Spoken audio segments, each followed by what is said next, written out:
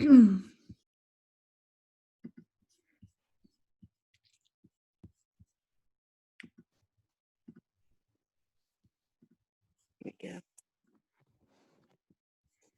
hello. Good afternoon, good evening, whatever it is. It's that time of the day. Talk about a busy day, I tell you. Same here. It just must have been the day, you know? Completely agree. That was beautiful out. So beautiful. Yes, it is. And I felt so bad. My poor plants are inside, but then they probably really would like to go outside, but I just didn't. I didn't have the time to go get them and put them outside. Try to. I watered some of ours today. I see that as a plus. We did get a lot of work done today, though. Awesome. You're getting everything ready for the winter? We are, and getting the gardens ready for the winter. Still kind of deep cleaning some stuff inside. Some things that we've accumulated that we don't really use or need. And also planning on the installations of the murtis. And so talking with Swamiji, and he shared with me last night, he's so adorable. He's sending me, every night he's sending me flowers. And they always say, "Good morning, have a nice day." And so it's morning there, but it's like nighttime here. And so I've been talking with him about the statues and what he would prefer to see and what I need to do. And he said that he would like to see the Saraswati, which is going to be out front, and she's 6 feet tall, seated. So it's a huge representation of her. It's about 3,000 pounds. And he said he would like to see the umbrella over her. He said, even though you're not going to be doing rituals with her, he said it would still be nice to have that there. So I'm trying to kind of figure out how to best have one installed, because I have to get it separately. Yeah. And it's got to be weatherproof. It's got to be weatherproof. I don't think that brass is the right thing, even though that's the traditional, and it's going to have to be pretty big, because, so I'm wondering if maybe if I have them do an arch over her, it could hang down from the center of the arch. Oh. And then have morning glories or something climbing up each side. She's going to have strawberry hydrangea tree behind her. Oh. Yeah. So now that I'm having this conversation with him, I'm sitting there going, well, we could put an altar in front of her. We could dig out the front part of lay down field stone, and then have a second layer. And I mean, so now I'm going to drive my I guess you call him landscaping person, who's like, doing all the pouring and preparation for it. I'm going to drive him a little bonkers. It's okay. It's all through devotion. Yep. Yeah. It's amazing. Oh, it really is. It truly is. And I also have to find out if I can get that stateside, or if I have to order it special from India. And yeah. So hello, Jyoti. How are you, love? Good to see you. Good to see you. I'm good. How are you? Oh, wonderful. Absolutely wonderful. It's been a busy but amazing day. And as you just heard, just kind of making lots of plans. And every time that I think that they're kind of concrete, they get expanded yet again. So this is what, Ma says, bigger, more. And so whatever she wants, she gets. Yeah. And so, Davey, what were you did you have a lead on a chatra for me in stateside? No, I don't, because that was actually what I was thinking, but all the temples that I know go to India. Yeah. Because they all the specification, and you don't have to worry about it being wrong. Right. Exactly. Just with the pandemic and everything, something will happen. It will absolutely happen. And you know, I might even just inquire of Swamiji if there's a way that his ashram there can send it over if I give him the dimensions. But I'm also curious what material it would be, because to put brass outside is not always the best idea. So Not out front with the salt. yeah, exactly. So we're troubleshooting it. So so I do think there's Durga Maima. Very good. Let me get her in here.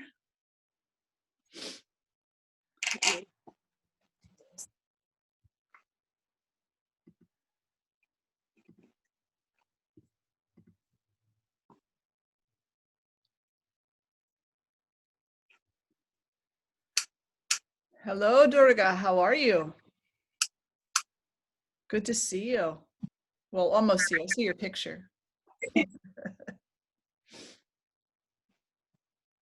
We've had a lot of really wonderful feedback from people for the program. I'm not sure if anybody else has heard from people, but lots and lots of really great feedback. People are enjoying it. They're enjoying what they're learning. They think it's such a robust offering. They're excited to come for the rest of the time. They are very intrigued to have those handouts, which I forwarded you, Davey. And yeah, so it's all wonderful and good. And I'm hoping that we're able to share on Facebook tonight. I did upload the Zoom video to our YouTube channel and then shared that to Facebook. So that is up there for anybody who wants to listen to last night's talks. So Jyoti Ma, what is happening with you today? What have you been up to?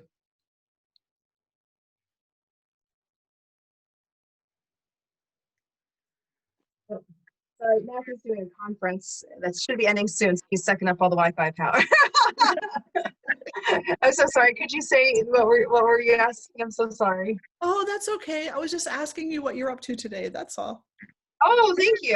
No, I was working and came home and napped, and so like not much. But I had to tell Matthew a really cool thing. There's this one poet from Minnesota I followed for years. He writes very beautiful, like inspirational poetry.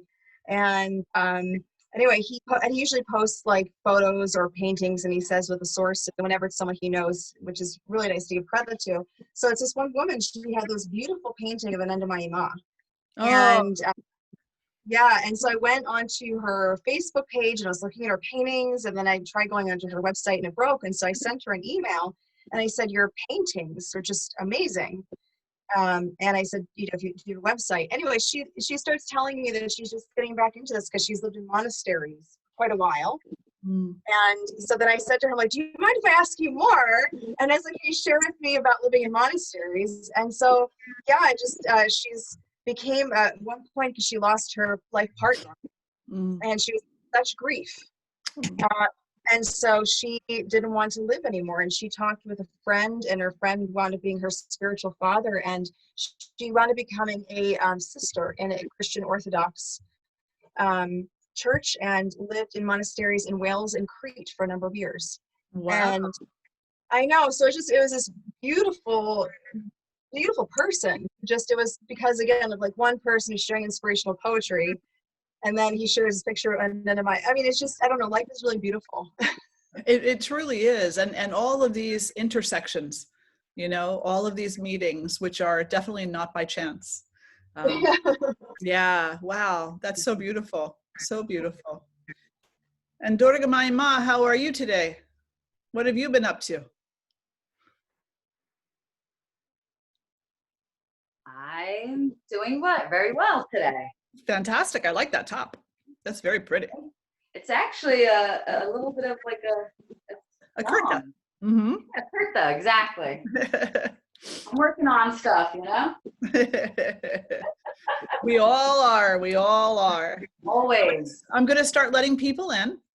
Okay. And I'm so happy to see everybody tonight. So, and I just want to say thank you all again.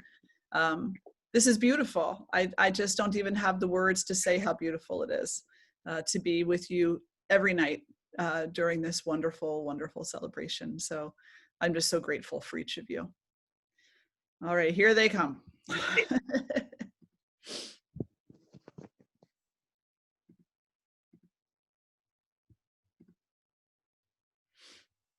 Devi, your Kali presentation last evening was, I had tears. Okay. You know how you give a presentation, like you just start talking, and as the words are leaving your mouth, you're going, huh, I wonder if any of this makes sense. Or is this a stream of consciousness and they're all going to pass out from boredom? I find that those are the most empowering talks, is when it's a stream of consciousness. I oftentimes tell students in YTT, we get on this conversation about what to remember, how to remember, and everything. And then inevitably somebody will ask, how do you keep everything straight? And I said, well, and then they'll ask me to repeat things. And I'll say, I can't repeat things.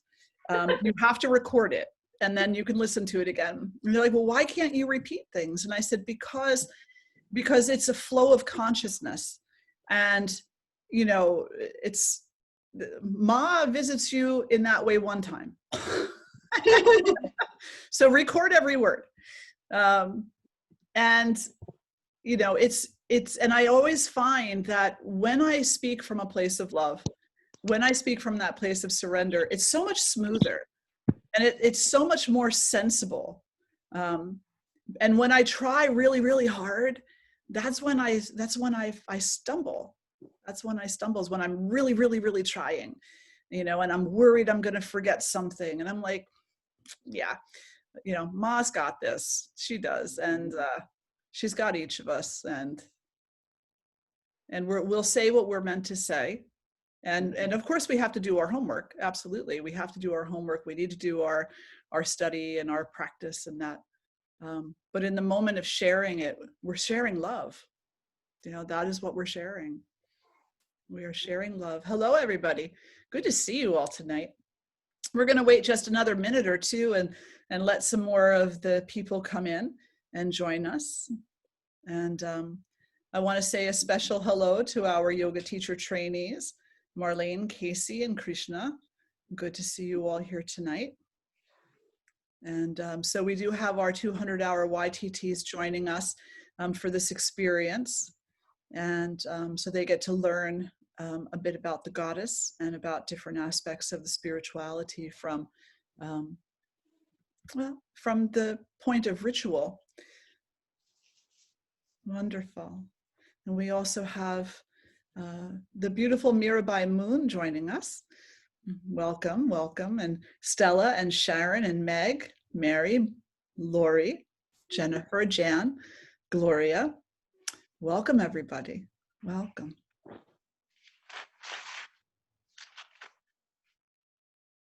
What was that show, the one where she looked in the mirror?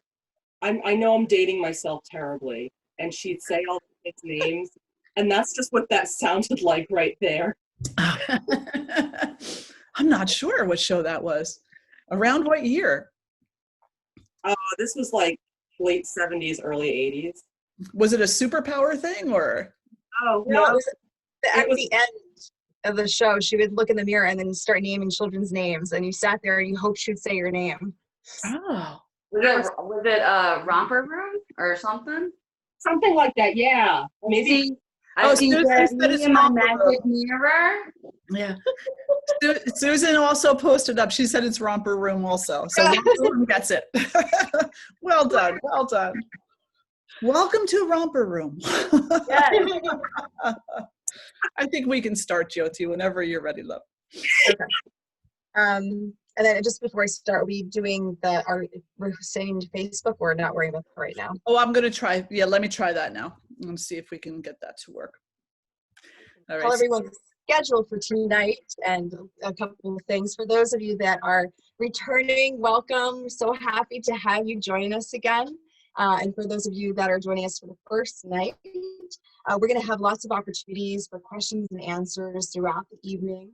There is a chat box down at the lower part of your screen that you can pop up and put any questions or thoughts that you want to share with everyone. And then there's also an option to raise your hand as well. When we get to the Q&A part of it, we will, everyone's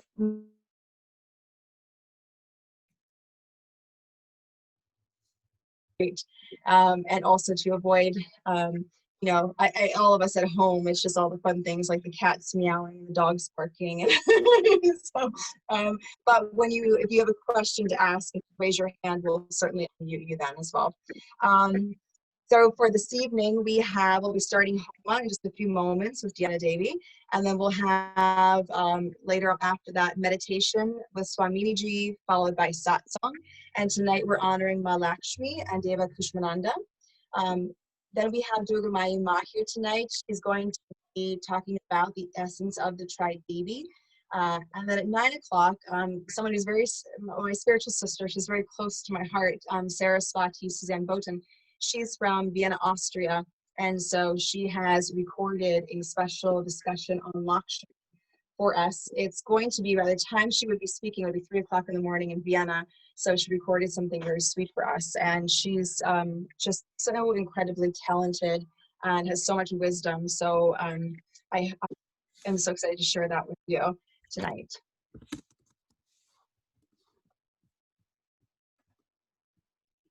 Very good. Start with the Homa, I guess. Or should I introduce? Okay. So it's my pleasure to introduce Davey. Deanna Davey has been in the blissful presence of spiritual masters for most of her life. As a child, Davey spent her formative years at the feet of Sri Brahmananda Saraswati at Ananda Ashram in upstate New York. When her guru took Mahasamadhi in the early 90s, she was embraced by the arms of Sri Mata Amritananda Mayi Devi, also known as Amma, and became a devotee. With over 20 years as a kirtan leader, she has nourished and honed a passion for mantra, sacred text, and the performance of pujas and homas for the upliftment of all beings. Despite Devi's busy schedule, she makes time to be the music director for a local Santana Dharma class for children and is music coordinator for various satsangs in New Jersey. Welcome again, Devi. Thank you so much for a beautiful Homa again tonight. Oh, thank you. Thank you, Jyoti. Jyoti Ma, it's such a pleasure to watch you facilitate. You do it so effortlessly, and I'm like mentally taking notes as I'm watching you do it and going, oh, so that's how you do that.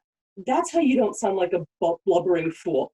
Great. So thank you so much for all of your cities, your organizational cities. Thank you. And of course, thank you to Swaminiji for hosting us. Thank you to Durga Maima, my beautiful sister, for your love and encouragement. And thank you everybody here. Pranams to you all. Thank you for joining us today. So we're going to do a little Homa. This is something that can actually be done by anybody at all. So if you have any questions, if this is something that you would like to take up to practice, please let me know. And I will be happy to share with you all the information that I have. It was given to me freely, so I give it freely as well. So what we're going to be doing is we're going to start with some opening mantras, one to the Guru, because without the Guru's teachings, we would be walking in the dark. One to Ganesha for a smooth and prosperous ceremony. Then we'll go into the feeding of Agni, because you know when you bring a guest into your house, it's polite to feed them. Then we'll do the Gayatri mantra, Om Bhurabhuva Swaha. We'll do the Mahamrityunjaya mantra, Om Trayambakam Yajamahe. The Vyahriti mantra, Om Bhu Swaha Agnaye Idam Namah.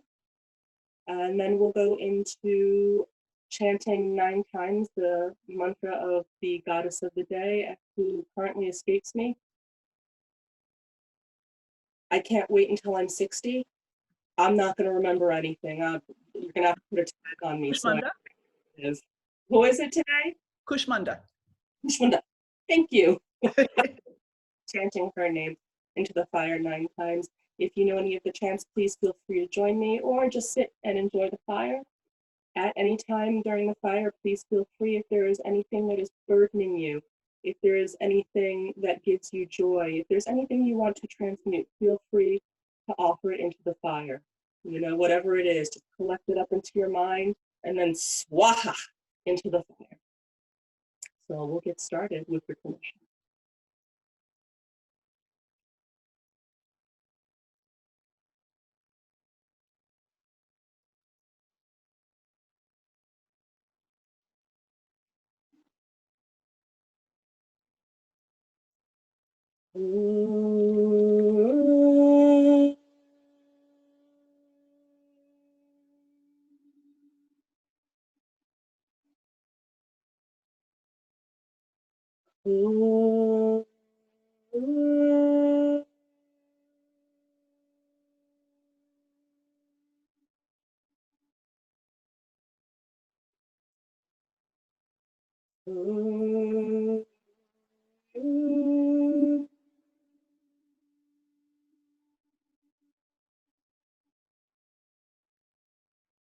Om Sri Guru Namah Hari Om Vyayamo Davalavam Pranavati Tejomayim Nishtakim Snigdhabam Gavilokanim Bhagatim Vandasmita Shri Mukhim Vatsalyam Rtavashanim Sumuduram Sankirtanalapanim Shyamangi Madhusikta Suktim Amritanandhatmikamishwari Om Amriteshwari Namah Guru Brahma Guru Vishnu Guru Deva Guru Sakshat Param Brahma Tasmai Shri Guruve Tasmai Shri Guruve Om Vakratunda Mahakaya Suryakoti Samapradha Nirvignam Guru Me Deva Sarvakaryeshu Sarvada.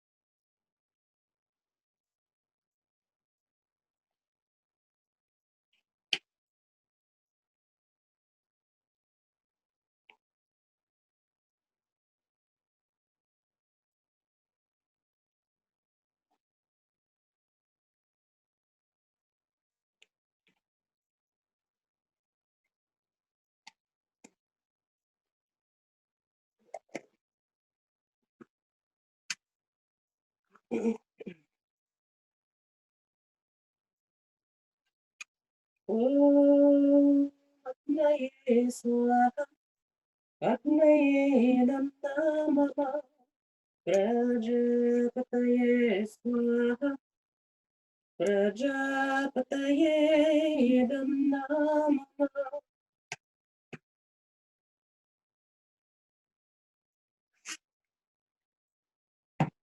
Om Bhurvubhuva Swaha Tatsaviturvarenyam Bhargo Devasya Dhimahi Yo Yona Prachodayat Om Swaha Om Bhurva Swaha Tatsaviturvarenyam Bhargo Devasya Dhimahi Dhiyo Yona Prachodayat. Om Swaha Om Bhurva Swaha Tatsaviturvarenyam Bhargo Devasya Dhimahi Dhiyo Yona Prachodayat. Om Swaha Om Trayambakam Yajamahe Sugandhim Pushtivardanam Purvarukamiva Bandhanam Mrityurmukshiham. Om Swaha Om Trayambakam Yajamahe Sugandhim Pushtivardanam Purvarukamiva Bandhanam Mrityurmukshiham. Om Swaha Om Trayambakam Yajamahe Sugandhim Pushtivardanam Purvarukamiva Bandhanam Mrityurmukshiham. Om Swaha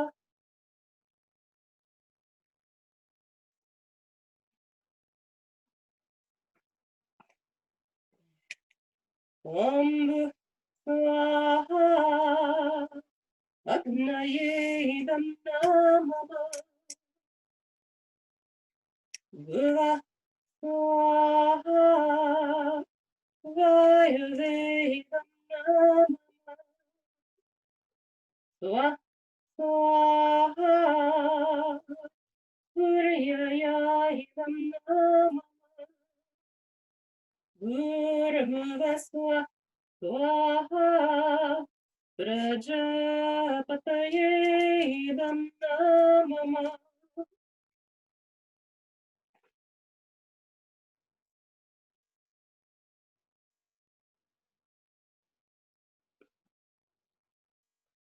Om Devi Kushmandayai Swaha.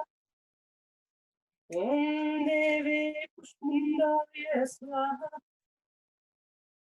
Om Devi Kushmandayai Swaha. Om Devi Kushmandayai Swaha. Om Devi Kushmandayai Swaha. Om Devi Kushmandayai Swaha. Om Devi Kushmandayai Swaha. Om Devi Kushmandayai Swaha. Om Devi Kushmandayai Swaha.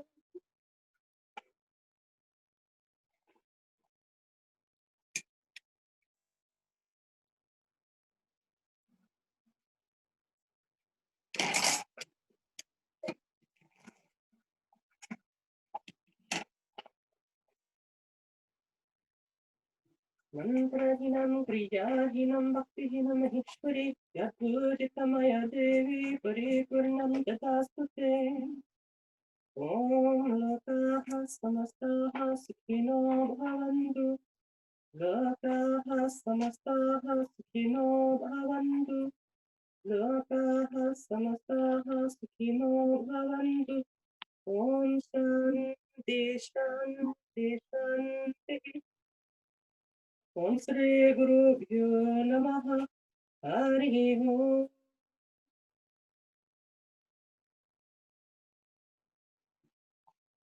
This concludes the fourth night of Navratri Homa.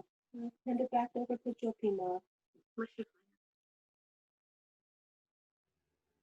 That was so beautiful. Thank you so much.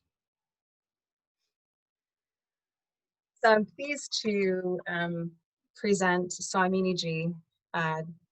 She's just such an amazing teacher. Swami Shraddhananda Saraswati Ji is the primary and founder of Kula Kamala Foundation and Yoga Ashram. Swaminiji is also currently serving as the interim chaplain at the Multi-Faith Center at Albright College in Reading, Pennsylvania. She began offering ministry within her community about 13 years ago. Her path to ministry was activated and empowered by her growing understanding of the universal teachings of Advaita Vedanta and Tantra, her practice of yoga, and her own path of healing. The basis of her practice was and is to explore faith and what it means to be human, to be spiritual, to suffer, and to heal. And with thousands of hours of advanced study in spirituality, yoga, yoga psychology, positive psychology, and Vedic counseling, Swaminiji has been honored to serve a diverse array of individuals and communities. Some of Swaminiji's early work include her authoring of 2 hospital-based programs for yoga therapy. And most recently, Swaminiji authored a mindfulness protocol, I Am Mindful, for children. As an educator, a leader, a spiritual figure, Swaminiji has provided spiritual programming at 5 colleges in New Jersey, and she's also been a speaker at numerous conferences and workshops. She holds a PhD in anthropology and is the author of several books of poetry, most recently 30 Days. Swaminiji took her sannyasam vows on the banks of the Holy Mother Ganga River last year, November 5th, 2019. And she teaches and promotes nonviolence, human rights and values, and so many more beautiful topics with yoga, tantra, goddess wisdom, Ayurveda, and so much more. And you can learn about Swaminiji and the programs that she offers at kulakmalafoundation.org. Thank you so much, Jyotima. And Devi, thank you so much. Beautiful, beautiful, beautiful Homa. It's a lovely way to welcome our guests and to let Ma know that we are here with a heart full of devotion, just brimming with enthusiasm and longing to come very close to her and to share with her our love, our devotion, our humility, our service. And so I'm very honored to be here with all of you this evening. So we're going to start with a little bit of a mindfulness practice. I am going to share my screen. Let's see. And this is just so that if you choose, let's see, there it is. So that if you choose, you can chant along when the time comes. Let me just get this set up for you. There we go. And so there are 2 mantras here. Om Devi Kushmandayai Namah is the first. And the second is Ya Devi Sarva Bhuteshu Ma Kushmanda Rupena Samstita Namastasaye Namastasaye Namastasaye Namo Namah. And so we're just going to pray in our own hearts for a few moments and then have a little bit of silence, and then we'll come into a few repetitions of each one of these. So I'll invite you all to sit nice and tall, and whatever seat it is that you are in, make sure that it's an aligned seat. So if you're sitting in a chair, both feet are on the floor, or you're sitting cross-legged. If you're on the floor, you're cross-legged, spine is nice and tall. Head is balanced between the shoulders, shoulders are relaxed. Face is soft with compassion and love. And the eyes are either closed or at a very soft gaze.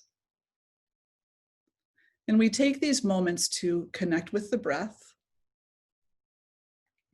to just feel and appreciate the life force that is entering our body, this vehicle that we walk through this life with. That it's nourishing us, feeding us, bringing a brilliance to us.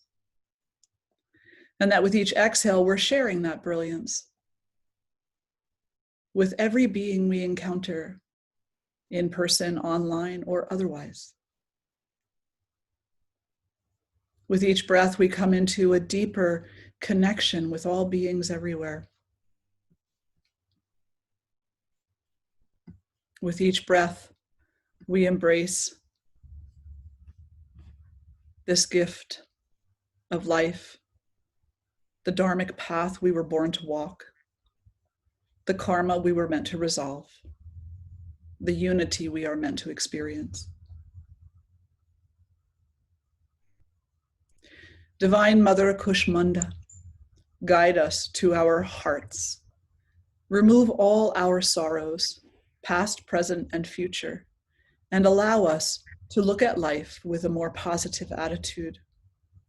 You who resides in the core of the sun for the good of your children's children, that we might know warmth and sustenance, we bow to you.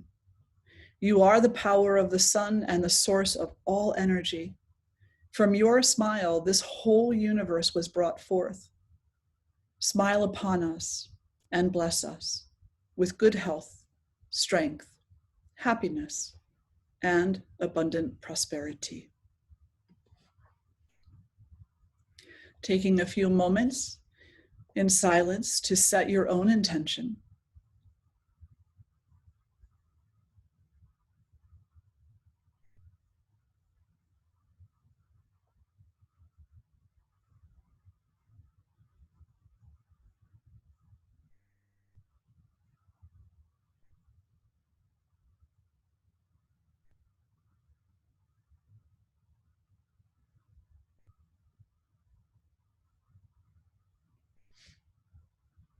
And then join me if you like. Om Devi Kushmandayai Namah. Om Devi Kushmandayai Namah. Om Devi Kushmandayai Namah. Om Devi Kushmandayai Namah. Om Devi Kushmandayai Namah. Om Devi Kushmandayai Namah. Om Devi Kushmandayai Namah. Om Devi Kushmandayai Namah. Om Devi Kushmandayai Namah. Just sitting with that energy for a few moments.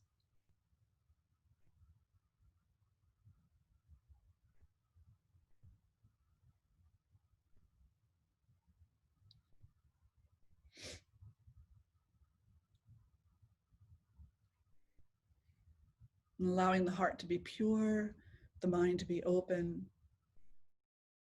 Allow yourself to be receptive and in a state of deep surrender. And if you like, you can join me. Ya Devi Sarva Bhuteshu Ma Kushmanda Rupina Samstita Namastasaye Namastasaye Namastasaye Namo Namah. Ya Devi Sarva Bhuteshu Ma Kushmanda Rupina Samstita Namastasaye Namastasaye Namastasaye Namo Namah. Ya Devi Sarva Bhuteshu Ma Kushmanda Rupena Samstita Namastasaye Namastasaye Namastasaye Namo Namah. Ya Devi Sarva Bhuteshu Ma Kushmanda Rupena Samstita Namastasaye Namastasaye Namastasaye Namo Namah.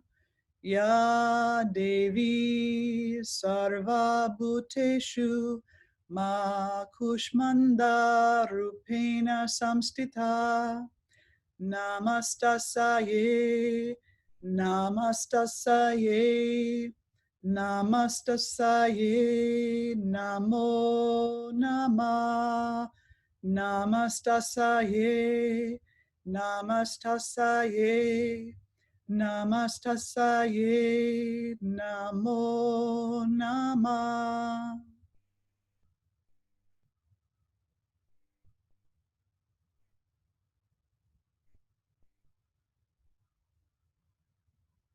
Drawing the hands together in front of the heart.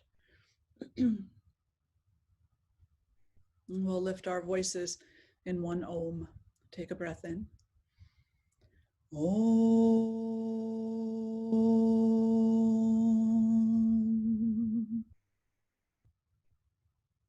And lowering the face toward the heart.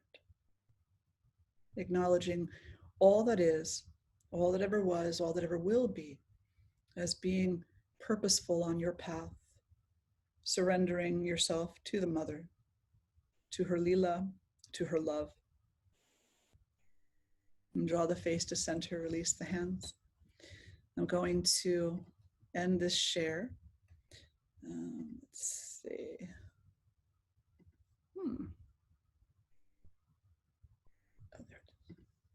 there we go. Okay, we're back. Good. Oh, goodness. So good to see you all here. So good to see you all.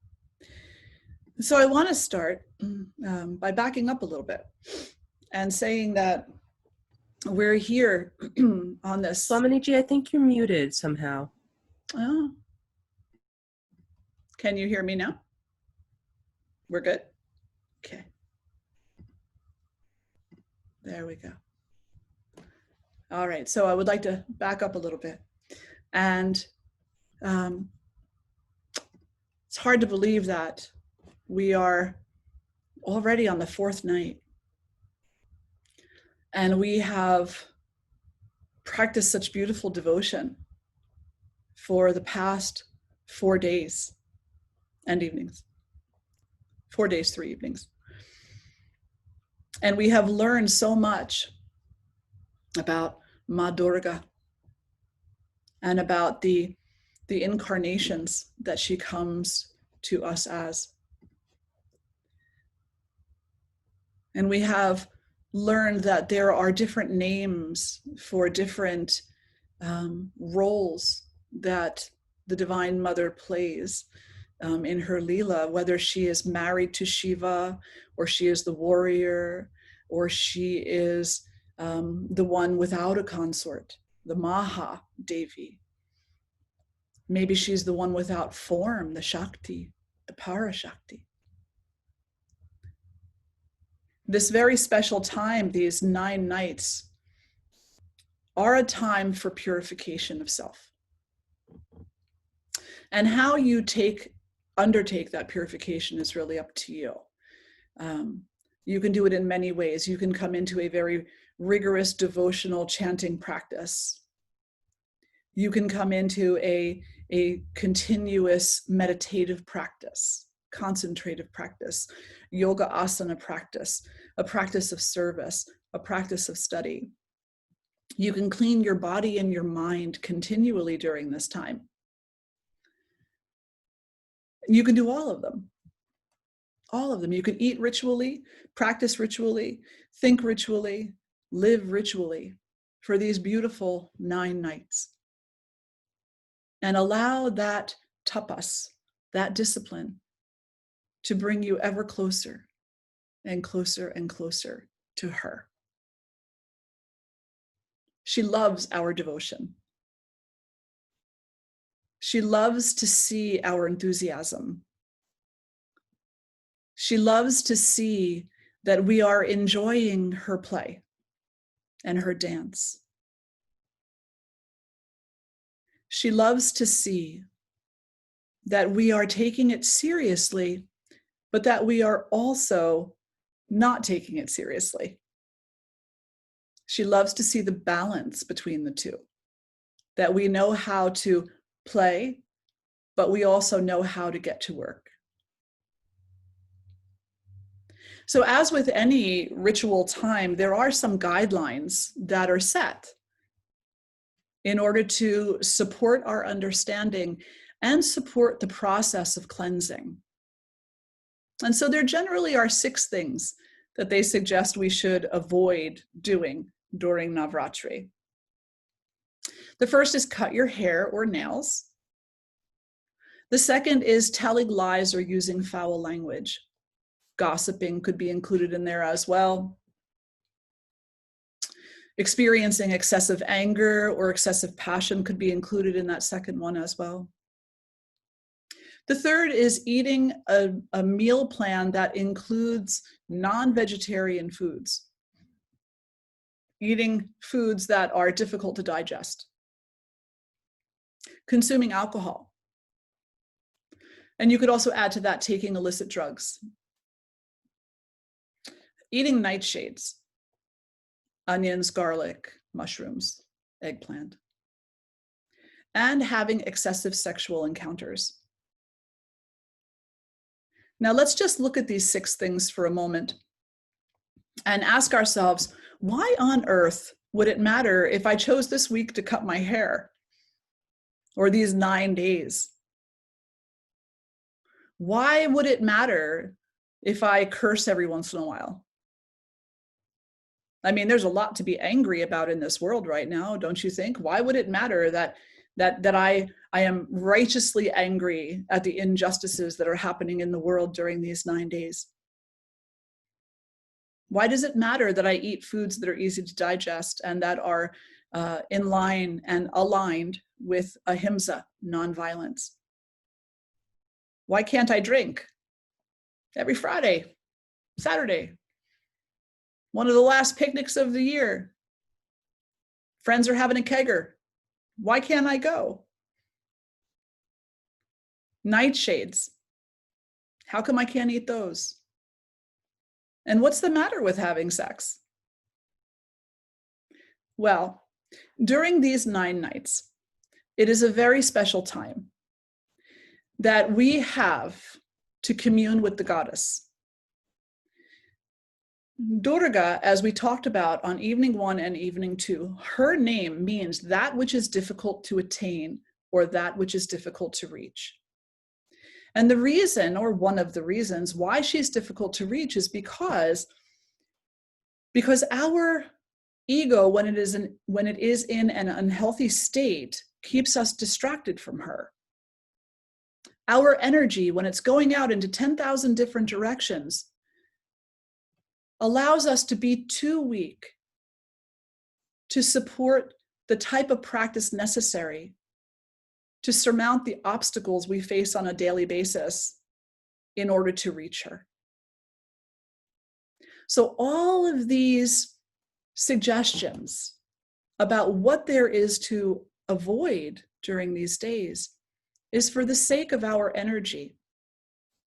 It is so that we can keep our energy within ourselves and dedicate that energy to coming to know the Mother, to diving even deeper into our devotion, to surrendering and having the courage to take that surrender to an even deeper level. And then the second reason, and there are a few, is because you yourself are the offering. And so by committing yourself to these 6 observances, you're allowing your body and mind to be a little more open and clear. Let's just look at the hair and the nails, because it's hair and nails that you shouldn't cut. Many, many traditions throughout the world feel that there is a special kind of energy that is in the hair. And as a matter of fact, many indigenous communities don't cut hair except for specific ritualized purposes. They allow the hair to grow as long as the hair grows. And they believe that if you cut the hair, then you have just lost your energy. You have just cut away a very important part of your energy. So it makes complete sense. If we want to take that energy, hone it in, bring it to the center, bring it to the heart, bring it to the Sushumna, draw it toward the Kundalini, whatever it is that you are yourself focusing on in these 9 days, then not cutting the hair makes good sense. What about light foods, light vegetarian-based foods? Well, that has to do with digestion. If our body is in a state of suffering through stomach aches, constipation, cramping, excess gas, all these types of things, regurgitation, then our practice is going to be interrupted. And we're going to to experience frustration. And we certainly can put that frustration onto the altar as an offering. But then what we're asking for is the alleviation of that stomach cramping rather than communion with the goddess. We typically approach the goddess and the god asking for one of two things. Please alleviate this issue for me. Please take everything I am and everything I have, body, mind, and soul. I am the offering. And it takes a certain level of self-discipline to be able to do the second one. It's very easy to ask to have things alleviated, obstacles taken out of our way. There's a great story about a man whose child was in the ocean swimming, having a nice time at the beach, and all of a sudden a storm came in and the water became very rough and the undercurrent became very strong and it pulled the child out into the very dangerous waters. And the father jumped into the water and was trying to swim to the child to save the child. And he just kept seeing every time he could the child going under and then coming back up, going under and coming back up. And he's trying to swim out to him and he's praying and he's saying, God, please don't let my child drown. Please don't let my child drown. Please give me the strength to get out there. Please don't make this loss happen. I will go to church every Sunday. I will be a beacon of your wisdom. I will do whatever it is that I can in my life to serve you. And he's swimming and the water current is still not letting him get close. And so he starts making more offers. He's like, please let me get to my child. Please don't let my child drown. I will be a disciple to you. I will go to church every Sunday and every holiday. I will live by your word every day, 24 hours a day.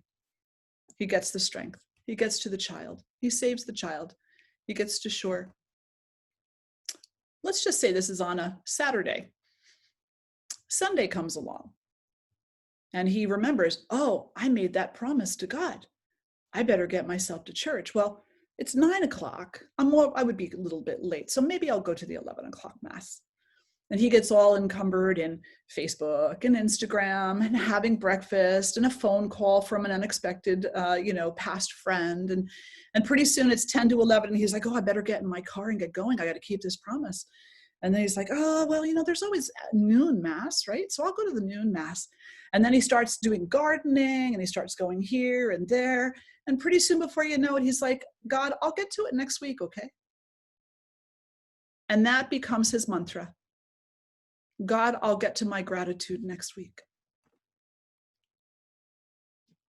It's very easy to ask for the first part. To say, please take this away from me. Please do this for me. Please give me that. We are the negotiator in that instance. And most oftentimes, we don't follow through with what we have negotiated on our side. But if we want to move our interaction, our devotion from a negotiation to a splendor,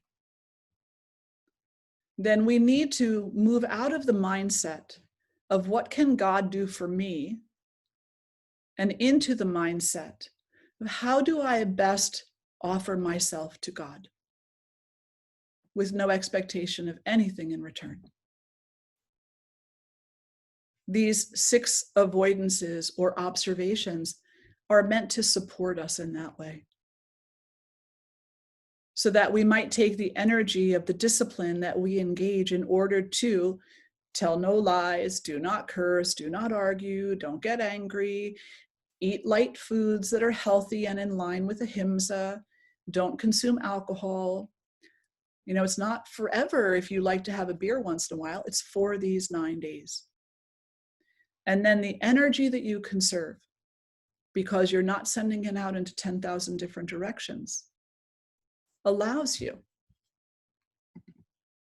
to orient that energy toward that second purpose, to come close to the mother, to be more fearless, more courageous, more devotional, to sacrifice just a little bit more of yourself for the sake of that beautiful, beautiful interaction. So we're here tonight to talk about the fourth goddess, and her name is Kushmanda. Devi Kushmanda, or Ma Kushmanda, or Kushmanda Ma. Her name tells us a lot about her, as with all the goddesses. Ku means little. Ushma means warm or energetic. And Anda means egg or cosmic egg. And so she is oftentimes referred to in a few different ways, but here as the smiling goddess, the goddess who lives in the sun, or the goddess who brought forth the universe, the cosmic egg. So for the purposes of our talk tonight, it's a good idea if you understand a little bit about what the cosmic egg is. It's not Sunday's breakfast. It is the container in which the universe is held. It is the container in which the universe is held. Now, she's called the smiling goddess because she's often depicted with a little bit of a grin on her face. And if you look at this beautiful rendition behind me, you'll see she's got just a little bit of a smile. A little bit. She's not glaringly smiling. She's not laughing. She's just got that, the look on her face like she knows something. And she's waiting for us to realize it. And so she's called the smiling goddess, and she's also called the one who created the universe with that smile that just brings forth such a radiance, such an illumination, and such a brilliance. She represents Dharma and justice. So Dharma is our duty. It is our coming into alignment with a higher truth, a greater truth, a more complete truth. And justice is knowing the difference between ignorance and the opposite of ignorance, wisdom, and acting with wisdom, not ignorance. When we act through ignorance, we are oftentimes compelled to act harmfully toward others. And that creates a kind of karma that must be reconciled. Eventually, this life, some other life, it's got to be reconciled. When we act with wisdom, it's not the same kind of karma that's being created. Hopefully, it's the kind of karma that is either neutral or is lifting us up instead of shoving us down. So the story of Kushmanda goes that once the universe was non-existent, there was nothing but blackness everywhere, just darkness. There were no planets, no stars, no suns, no moons, no beings whatsoever. There was just a dark void. She produced the cosmic egg, the container for this universe, with her smile. And that container was then filled with light. And in that container, she also brought forth the sun, the moon, the stars, the planets, the galaxies. And she looked upon it with awe and thought, what a beautiful creation. Now, there are some stories where Vishnu has a hand in this as well. But ideally, she is the Shakti. So she is actually the reason why he would be able to bring forth any type of creation, because of the Shakti, because of the powerful energy of the universe. After creating the universe, she created the first living beings. She created the first differentiation, or the first individuals.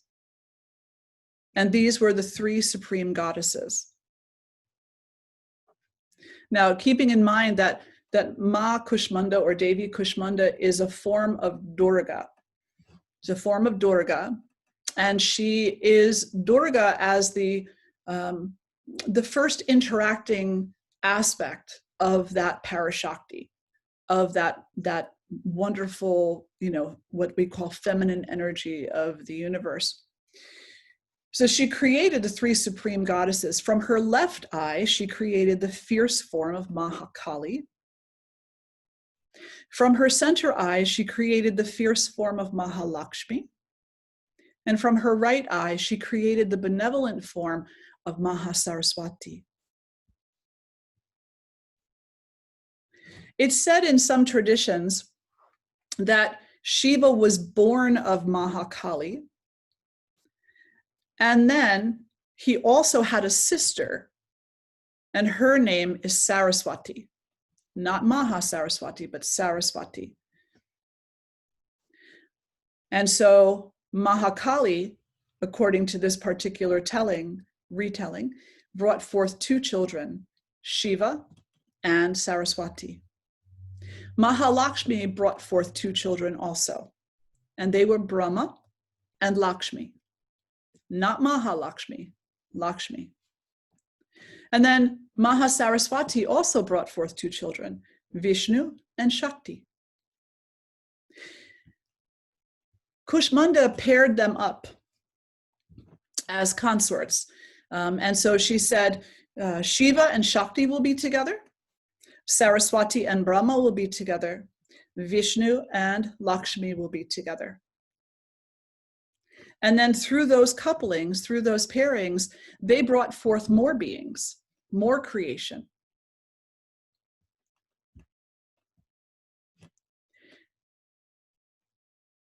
And what she basically did here was she delegated her responsibilities. And so the primordial Shakti, who is all energy, who is the creator and the mover of all that is, said to Brahma and Saraswati, you will now create. Said to Vishnu and Lakshmi, you will now maintain and sustain what is created. And said to Shiva and Kali Durga, you will now be in charge of death and destruction and change.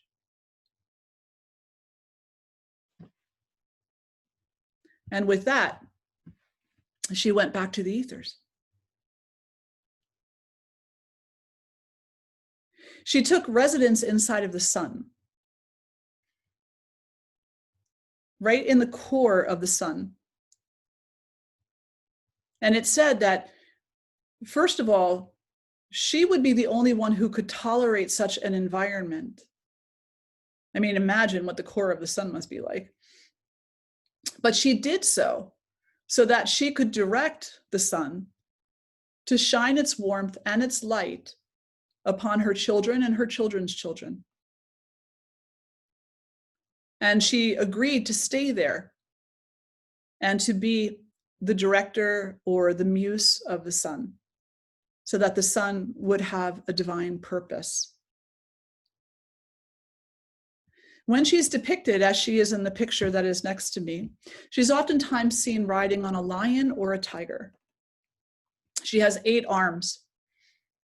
And because she has 8 hands, she's called Ashtavuja. And you can't see everything on here, but in her left hand, she carries a kamandal, a water pot. She carries a dhanush, a bow, a bada, which is an arrow, and a kamala, which is a lotus. In her right hand, she carries the Amrit Kalash, which is the nectar of immortality. She carries the Japa Mala, which are the prayer beads. And she carries also a gada, which is a mace. It kind of looks a bit like a bat. It's right on the side there in the middle. And she carries a chakra. Now, the Japa Mala has significant meaning here for Kushmanda Ma. She carries the Japa Mala so that she can bless her devotees who come to her and who practice their devotions for her, their tapas for her. And what she blesses them with are the Ashta Siddhis and the Nav Nidhi. So the Ashta Siddhis are the 8 types of perfection. And these perfections are oftentimes talked about in the Leelas of Hanuman also. Hanuman is known to be the master of the siddhis, the 8 siddhis that are oftentimes acquired by the yogis who practice with such significant austerity and dedication. And they are to become small, anima, maxima, to become large. And this is energetically speaking, so to become very small like an atom and to become very, very large. And in the stories of Hanuman, we see an example of to become very small when he's battling the sea monster, the witch of the sea. And he's on a quest to retrieve an herb from a mountain. And he's got to cross the sea in order to get there. And the folktale said that there was a monster in the sea and that nobody had ever been able to cross. And so he thought, well, I will jump. And as I do, if she shows up, I will make myself either so large that she cannot fit me in her mouth, or I will make myself so small that I can fit between the crevices of her teeth and get out. Then we have Lagima, which is weightless. And that means to be very light. Now imagine what it would be to be very light, to be free of weight on your shoulders, to be free of weight in your heart, to be free of the weight of resentment, of regret, to dedicate yourself in such a way that you are always light, always lagima. Prapti, instantaneous travel. This always reminds me of Star Trek when they get into the transporter and they can go wherever they want, just like that. Prakamya, the ability to achieve one's desires. Ishtitva, the ability to control nature. And the ability to control material elements as well. And so these are the Ashta Siddhis, the 8 siddhis that Kushmanda blesses her devotees with, who show themselves to be worthy of such blessings. And the way that you show yourself to be worthy is to deepen your tapas, to deepen your practice, to become one-pointed toward her, to surrender yourself to her, to purify yourself so that you can be present in relationship to her, and to walk through the world expressing yourself as a reflection of her, which is to be a reflection of love, compassion, strength, dharma, and justice. Now the Nav-Nidhi are 9 types of wealth or 9 types of abundance. And so these 9 are the Mahapada, which is the Padma, which is the great lotus flower. To have a Padma, which would be a regular lotus flower. So to be in possession of a lotus flower is considered to be a great wealth. To have a Shanka, to have a conch shell, is also considered to be great wealth. To have a Makara, a crocodile. Now this takes me to Aquilandeshwari, which is another form of the Mother Durga. And Aquilandeshwari is the goddess who is never not broken. And her vehicle is a crocodile. And the crocodile, if you know anything about the crocodile, likes to spin its prey. So it'll catch its prey and then it'll spin. It'll actually start to tumble in the waters in the hopes that it drowns its prey or paralyzes its prey or crushes its prey. And so the ego is likened to the crocodile, that it likes to wrap you up and spin you around.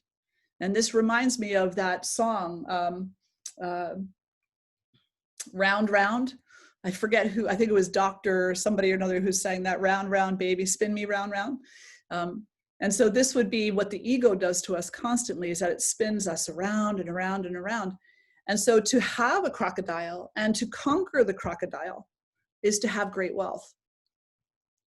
A tortoise, a particular precious stone, jasmine flowers, sapphire, and a dwarf.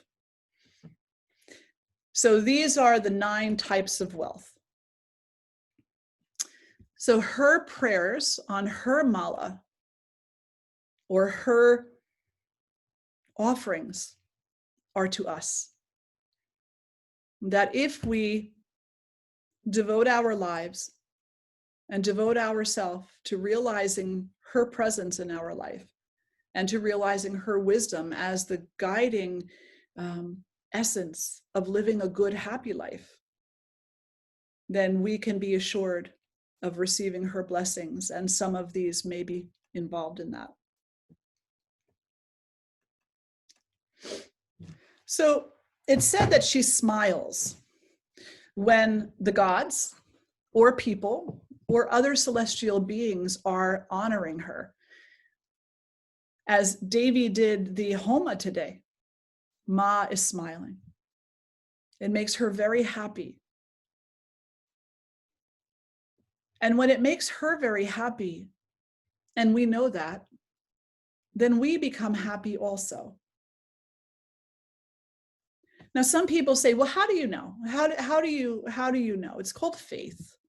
You know, we need to have faith in her presence and faith in her goodness and faith that when we take the right action, that we are showing up to her in a way that honors her, in a way that opens us and her into a space where we can connect more deeply.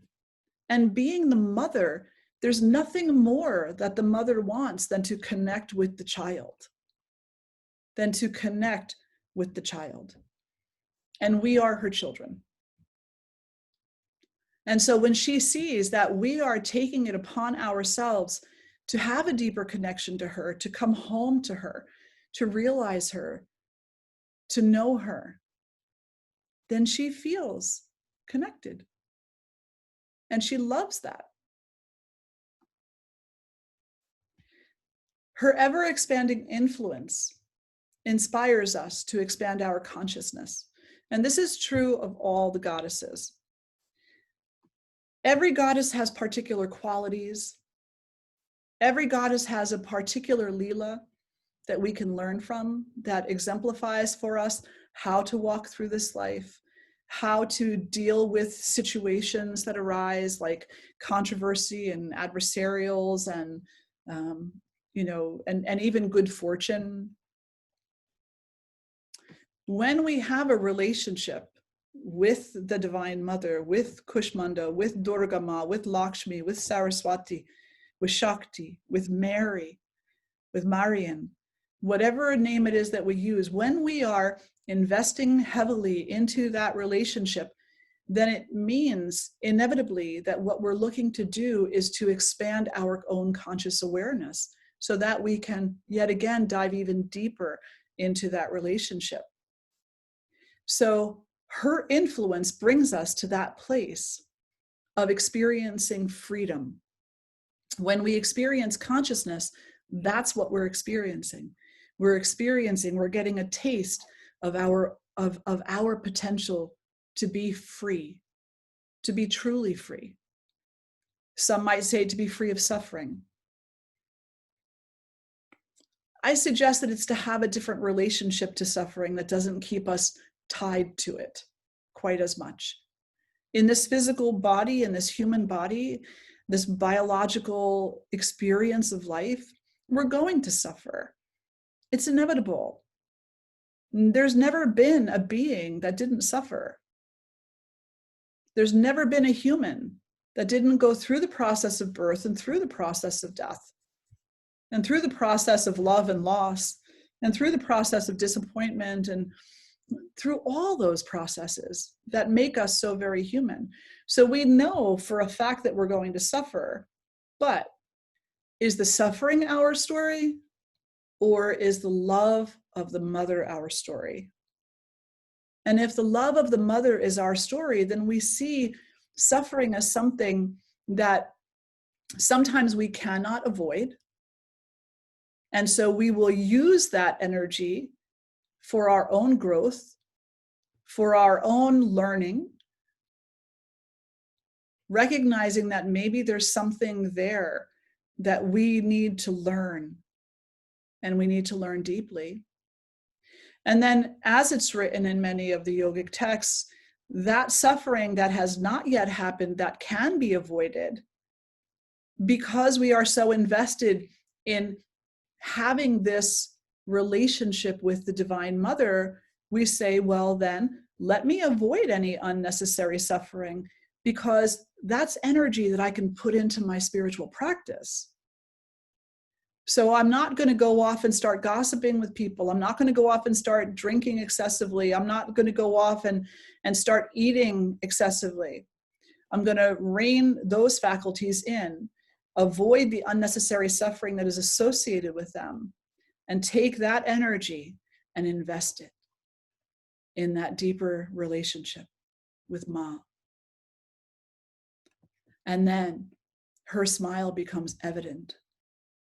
Her smile becomes evident, and the brilliance of her smile brings more light to the universe, more light to the earth, and more light to the world.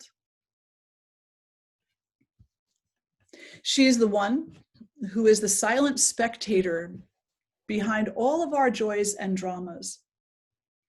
And her soft, compassionate smile reminds us that life itself is the point, and it is the divine Leela, and it is the divine play.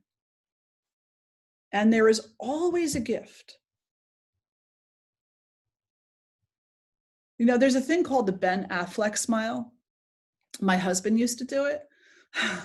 And he didn't do it because he was trying to smile like Ben Affleck. It's just that he and Ben Affleck shared the same smile. And it was that smile that was like a little bit mischievous and a little bit like, I'm aware, I'm paying attention. I'm watching you. I see. And I can't wait for you to have your aha moment. And so in some ways, that's kind of how the caricature that I see of Kushmanda with her smile. She's like, I'm watching you. I see you. And I'm waiting. I'm waiting for that glorious moment when you wake up out of ignorance and come into a realization. And then we will celebrate that glorious moment together. Her smile also reminds us not to take life too seriously. Of course, we have to do the work. We need to show up for the work. And the work is just never ending. You know, it's sometimes students will come and they'll say, how long? How long? I actually had an individual who was not a student, but wanted to be, came to me at kind of a transition point in their life and said, I've heard a lot about this awakening stuff, and I have 6 weeks between jobs. So I'd like to get awakened. And maybe I had that little smile that Kushmanda had, I don't know, but I said, well, I can't promise you that. I can teach you a little bit of yoga in 6 weeks. I can talk to you a little bit about lifestyle, but the awakening is up to somebody else, you know? So she reminds us not to take life too seriously, but to also remember that you do have to show up and do the work, but the work doesn't have to be toilsome. It doesn't have to be a burden. The work can actually be the joy. She is not there only during Navratri's 9 days. Navratri is our opportunity to step forward into our intention to know her and to dedicate 9 days to that knowing. But the reality is that Ma's with us all the time, 24 hours a day, 7 days a week. She's never not with us.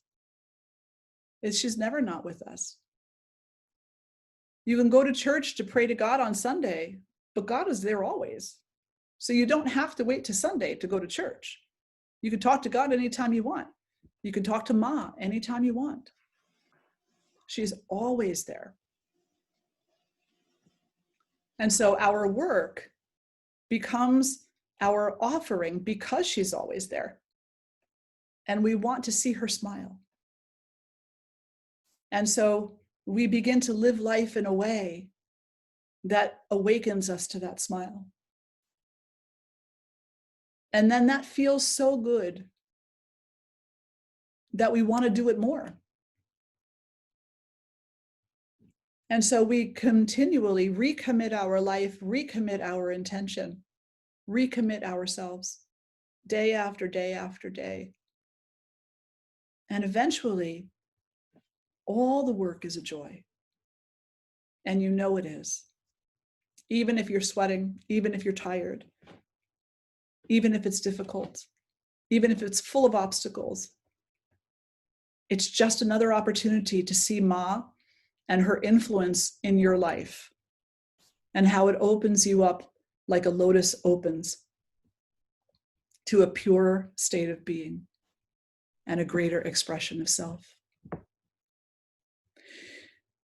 Because she is also called the happy goddess, she reminds us to be positive. And that, we definitely have to be straightforward about things and honest about things. So if something is hurtful and harmful, we need to be very straightforward and honest about it. But we need to not dwell in the negative. And that is a tightrope. That is a tightrope. I think that is a tightrope for 99.9% of people. To be able to look at a situation, recognize what it is, and still remain joyful on the inside. The joyfulness on the inside is not the negation of what's actually happening in the world around us or in our own lives in a given moment. It is the recognition that there are always two sides to a coin. And the one side may have to do with difficulty, obstacle, harm. And the other side is our choice. And our choice is to either keep the coin continually with no break on the side of suffering, on the side of harm, on the side of the negative, or to every once in a while turn it around and remind ourselves, it's okay, in this moment I'm okay. In this moment I really am okay. So I'm going to pray. I'm going to chant. I'm going to do my yoga practice. I'm going to meditate. I'm going to meditate for peace in the world. I'm going to go serve the local food kitchen. I'm going to go be a poll worker. I'm going to go and support children. I'm going to do whatever I can do. As Swami Shivananda often said, the fastest way to heal your own suffering is to serve others. And so serving others is one way of staying in the positive, as long as you're doing it from a healthy place. She's also often associated with the heart chakra. So each one of the goddesses during these 9 nights, in more modern times, becomes associated with a certain chakra in the body. And it just makes sense that as the goddess who is considered to be the smiling goddess, the happy goddess, she's very closely associated with love and compassion, that she would be associated with the heart chakra, embracing life as it is, with an open mind, with trust, with positivity, and with a little bit of healthy detachment. And I have to really reiterate that healthy detachment.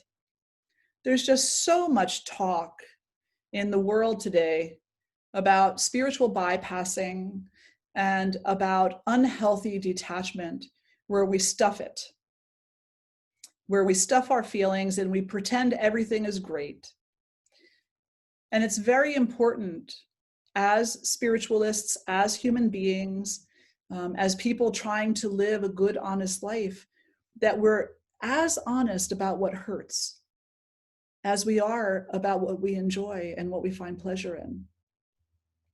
Because it's only when you name the thing and when you face the thing that you conquer the thing. And sometimes that battle takes 1,000 years. Durga teaches us that. And so does Shailaputri. And so does Kali Ma. They teach us that the battle is ongoing. And the thing that you are battling is what is coming up in your own mind, in your own life experience, and many, many times is of your own making. Not always. I'm not talking about trauma here. I'm talking about typical life. Typical life. Like when we start playing the record over and over and over again. I'm not good enough. I'm not worthy enough. It's all their fault. These are the things that drag us down. These are the things that waste our energy. And really, if you thought about it, if we could stop saying, I'm not good enough, I'm not worthy, it's everybody else's fault, and we could harness that wasted energy and draw it back to us, then we could take that energy and invest it in healing our trauma. Become healthier individuals and allow that health to guide us toward a deeper, more profound relationship with whatever aspect or name of God it is that we choose. So it's very important that we don't deny in an unhealthy way, that we don't stuff our feelings and our emotions in an unhealthy way, that we don't pretend. Ma doesn't want us to pretend. She wants the whole mess of us. She wants everything. You know, she wants everything. So we have a question here, and it says, but disinterest starts happening, apathy. How do I balance this? That's a great, great question. Thank you, Sherry. That is a great question. And so what I can say is this. Apathy is a very challenging thing to overcome, because when we experience apathy, it's kind of like a drug. It gets into the mind, it gets into the ego, and it gets into the body itself. And so the first thing is that you must educate yourself on what the opposite of apathy is. The opposite of apathy is empathy.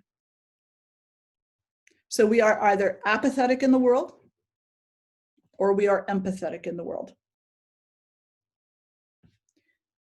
And when we feel apathy is taking hold, then we need to harness the strength, harness the courageousness and the bravery, and bring ourselves into empathy by being of service in the world in a way that allows us to recognize the truth of suffering. And by doing so, we activate our human heart. We activate our human heart, and we can hear a little bit more clearly the calling of our purpose, of our Dharma.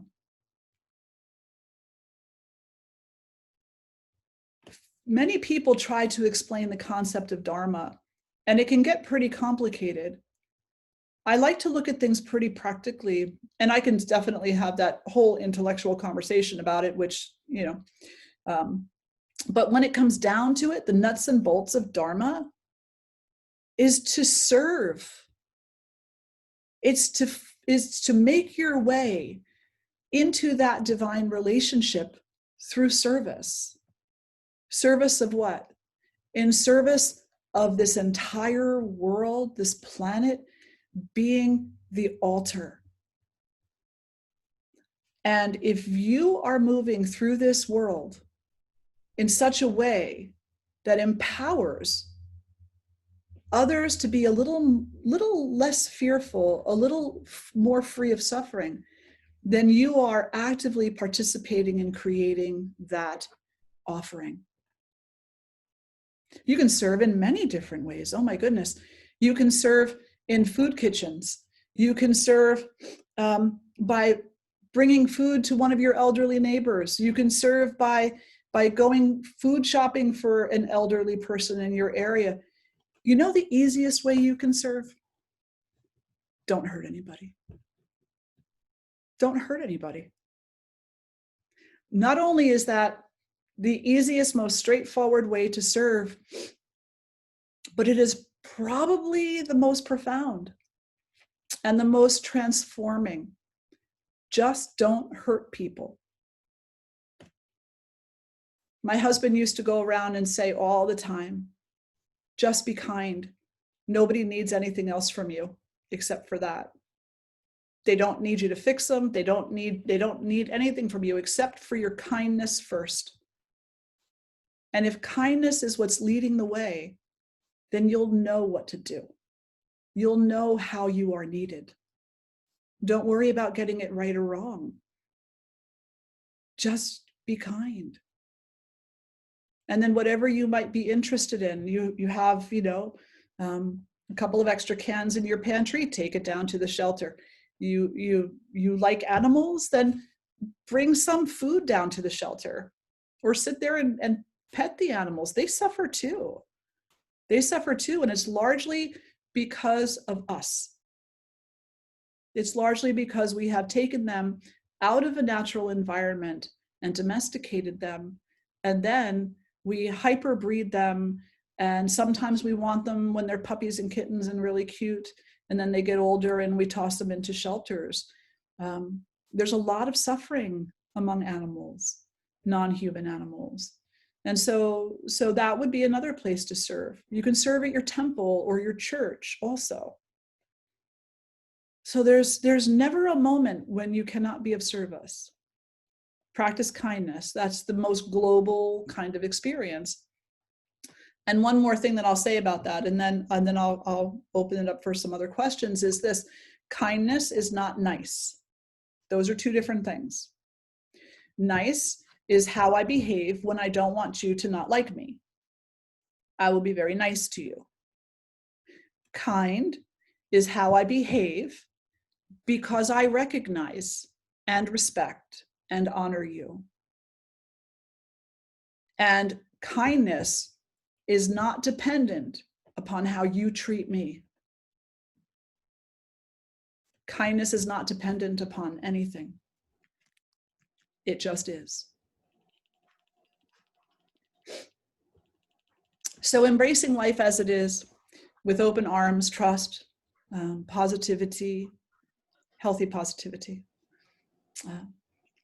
healthy detachment again. This is what we learn from Devi Kushmanda and from receiving her holy darshan, her holy vision, her holy wisdom.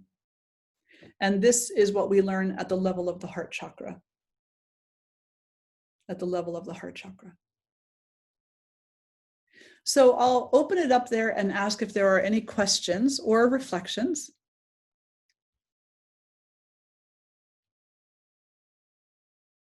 And you can always raise your hand in the lower corner of your screen. I think there's a little green button there. Mirabai said, I can hear her. Oh, that's beautiful. And Sherry said, amen. Amen to you too. Absolutely. I don't see any hands raised in this moment. So let's all come to a seated posture. We'll sit nice and tall.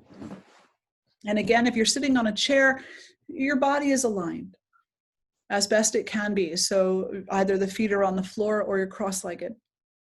And the spine is nice and tall and the shoulders are relaxed. And your face is soft with compassion.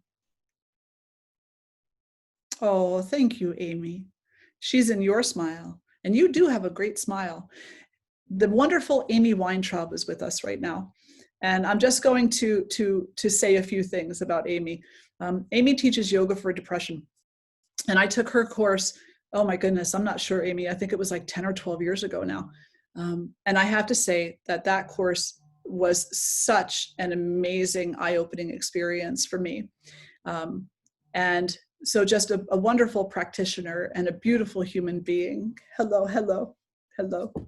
And Amy, would you like to say a few words to everybody, or even just hello and many blessings? Well, I'm just feeling so blessed by your presence and everyone's presence. I feel like I'm on retreat for these 9 days. I'm in and out because of other commitments, but it's just serving my heart, and just lovely. I'm expanding with joy. So blessings to everyone, and thank you so much for just letting me drop in like this. This feels like such a gift. Well, it's such an honor to have you with us, and to have everybody with us. And thank you for all the amazing work that you do in community, because you really do. You help so many people. You support them in so many ways. So thank you. Thank you. Thank you so much. So let's all sit nice and tall again. If you're in a chair, both feet on the ground or cross-legged, and your spine is tall, shoulders relaxed, and your eyes are either closed or at a soft gaze.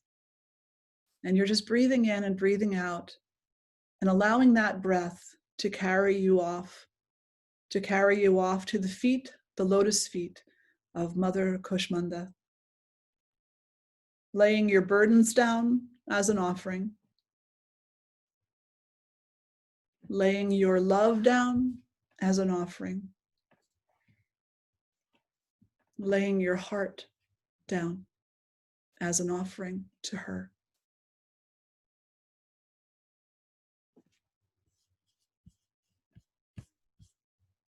Divine Mother Kushmanda, guide us to our hearts. Remove all our sorrows, past, present, future. Allow us to look at life with a more positive attitude.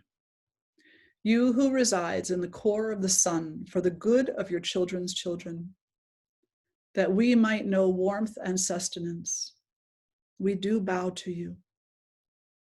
So grateful for you.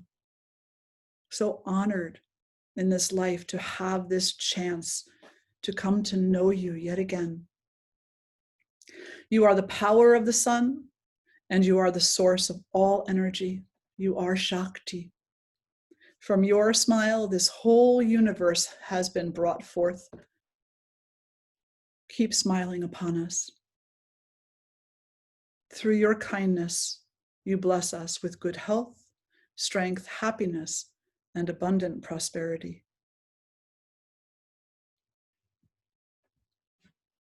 And join me if you like.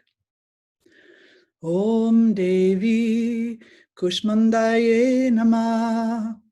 Om Devi Kushmandayai Namah.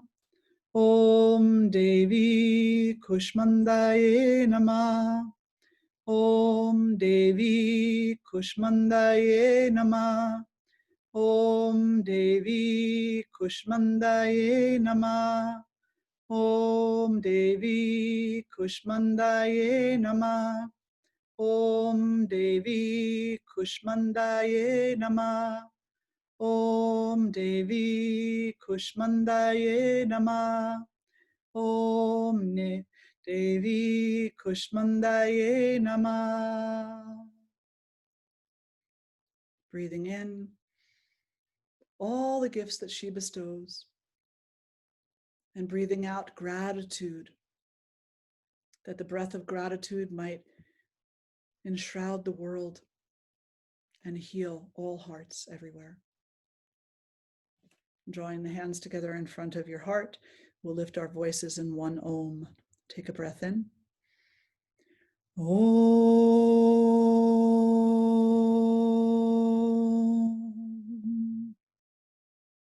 And bowing the head toward the heart, acknowledging all that is, all that ever was, all that ever will be. And that is the Leela of the Divine Mother. And we will dance that dance as her loving devotees. And drawing the face to center, release the hands, flutter the eyes open. Thank you all so much for sitting through satsang with me this evening. Such an honor to gather with you. And with that, I'll turn it over to Jyoti Ma. That was so beautiful. I was writing my copious notes and making notes of like, go back to this time to listen to that again. That was so amazing, Swamini Ji. And Amy, your words were so sweet. I started crying. So thank you for those sweet words. It's such a gift, I think, for all of us to be able to spend this time together. So that was just so incredibly sweet.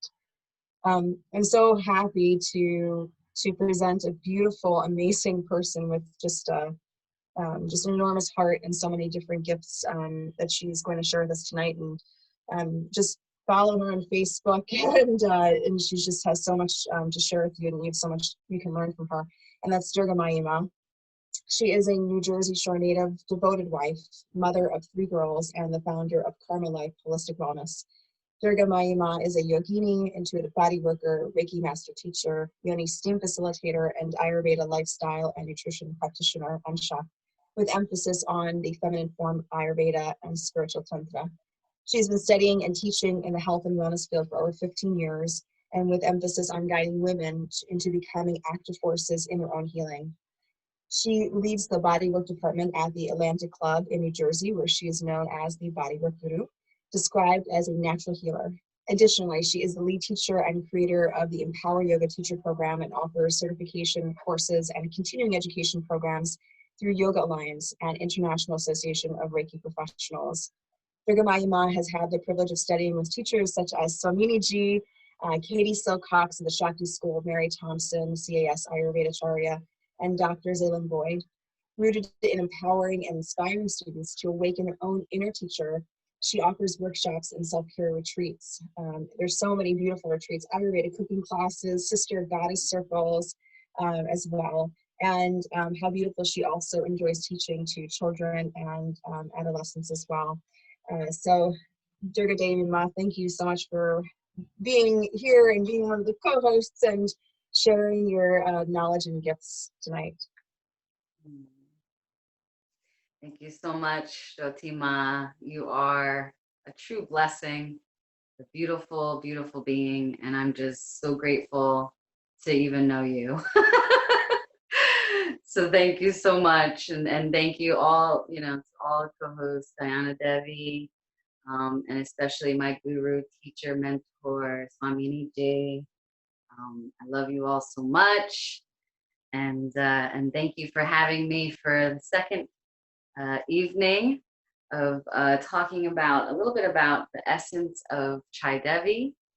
And this evening I wanted to talk a little bit, the first evening I talked a little bit about Durga, and this evening I wanted to talk a little bit about Lakshmi, and just present to you kind of where I left off. I had discussed about the herbs that represent the 9 nights of celebration for Durga, and I think we got the Nav Durga. We got 3 of them in. I wanted to kind of savor that and give you an additional 3 tonight, and then the last evening I speak, I'll give you the last 3, not to get too far ahead of myself or ourselves. But just a quick, just to say, you should always consult a doctor, a physician, when supplementing any herbs or anything new into your life, especially if you are, haven't been treated for or diagnosed. We do a lot of self-diagnosing. I see a lot of that. I have fibromyalgia. I have, this, I have that. So by all means, please consult a physician, a doctor, and have the guidance of an Ayurvedic practitioner or so on, in order to take some of these medicinal herbs, do your research. So I didn't say that before, but that's very, very important. Very important part. So where I left off, we were talking about, and it's perfect because tonight I'm talking about Kushmanda. And so she is the 3rd, version or aspect of Durga. And so she is the representation of improved health as well. So she's the fourth Durga, the fourth aspect of Durga, as well as the large white pumpkin, right? Which sounds kind of funny. She's a large white pumpkin. But it is famously used for petha sweets, okay? And petha sweets, which is very popular in North India. It is good for stamina. It is good for stomach ailments. Kumhada is also good for mental health. So it's also for the heart, any heart issues, any heart problems, and as well for people that have pitta issues, so pitta dosha. And so that's kumhada or kumada. I'm sure it says, you know, it's pronounced a little different, but kumhada is how I picked it up. And again, that is for Kushmanda. So that is the herb for the fourth Durga. And then that brings me to Skandamata, which is the fifth Durga in Navdurga. Is considered the representation of linseed, or you may have heard of alsi, A-L-S-I, which is an Ayurvedic. In Ayurveda, it is a multi-dimensional grain or seed or herb. It is good for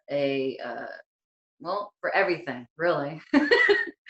It's been known to be good for everything, and is advised to consume daily. But again, you know, you have to seek, you know, professional help when you are trying out medicinal herbs. As far as like dosage and things like that, you'll need guidance and all of that. And then that brings me to Katyayani, which is the sixth Durga, and also known as Amba or Ambika. And equivalent, she is equivalent to an herb which is called machika, or moya, which is M-O-I-Y-A. And so she's good for, this is actually really good for kapha. So for kapha dosha in Ayurveda, which is the earth water element. And moya is advised to use while worshiping Katyayani.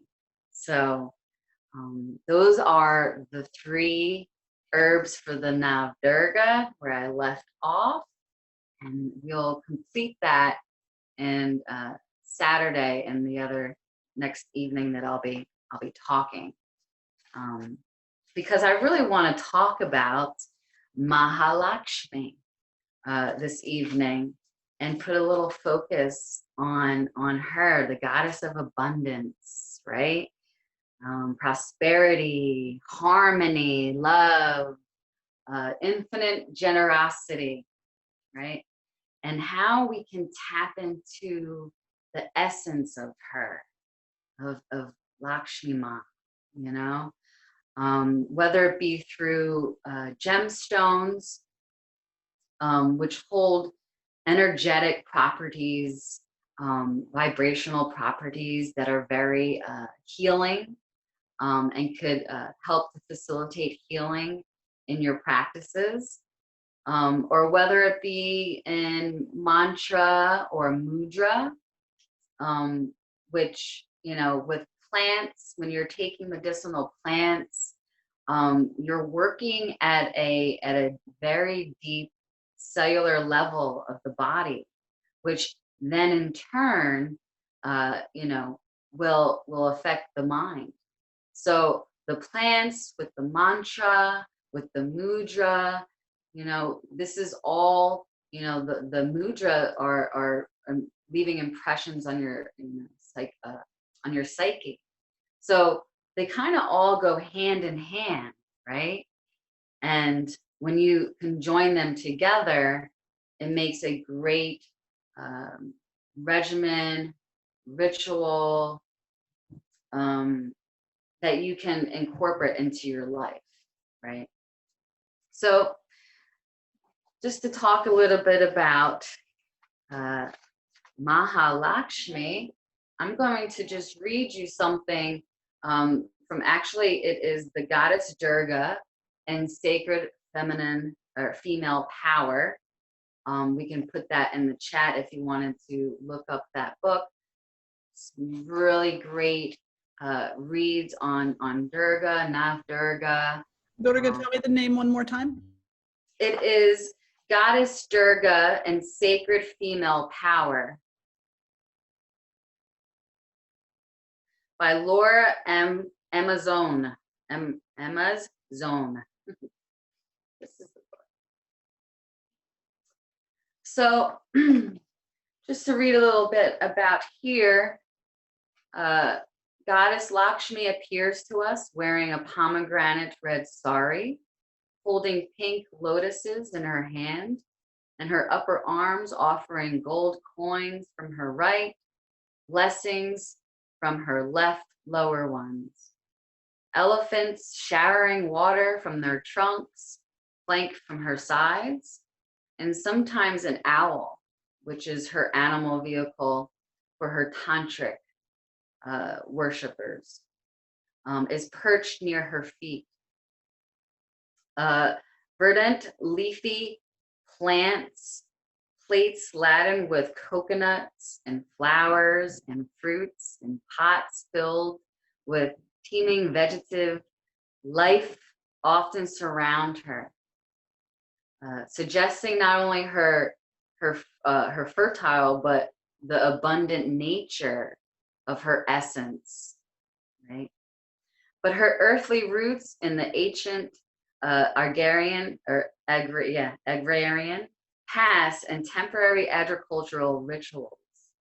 So some may not know, or may know, but she's very much in tune with nature. Mahalakshmi is nature.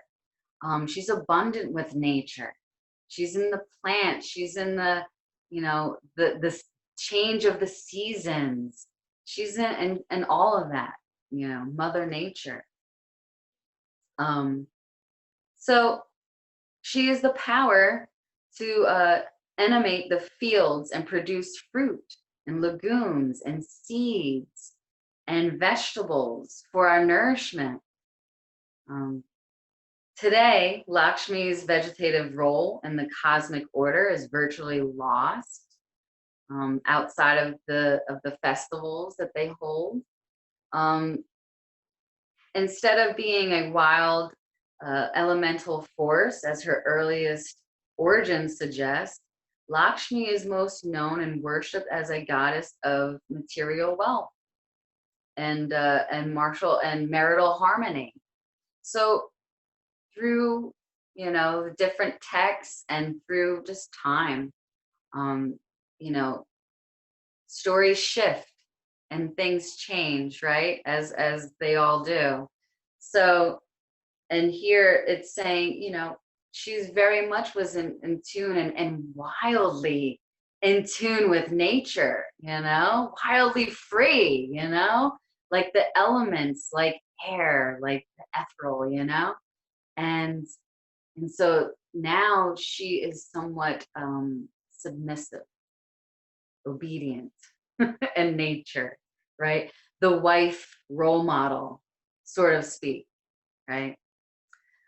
So I found that very interesting because it just shows all sides, all aspects of Lakshmi, Mahalakshmi, She's wild and free, yet she's graceful and poised and very much in tune, She giveth but taketh away.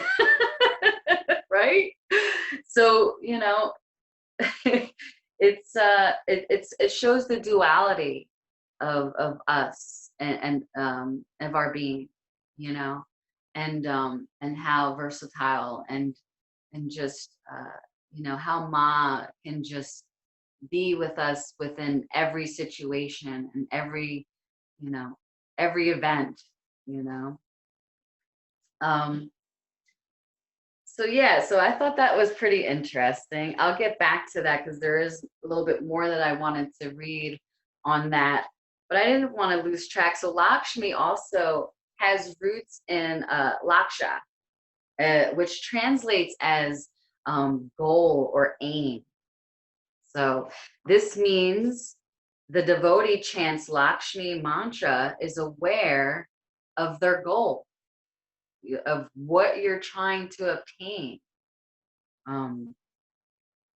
And you know, the devotees are seeking Lakshmi's blessings to fulfill that goal, to fulfill, you know, what the aim, what the final achievement is to be. So chanting Lakshmi's mantra bestows one with wealth and riches, beauty, youth, and health. A regular japa practice of chanting Lakshmi mantra brings abundance in health and finances, and relationships as well. So yeah, so those in a job can chant it, you know, Lakshmi mantra regularly to get promotions, right? Those in business can use it to increase their profits, right? So regular chanting of Lakshmi brings peace of mind and wards off any of that negative influence. And all in all our lives, that it's really the intense vibrational energy of the mantra being chanted itself that produce this repetitive chanting produces like an energy field.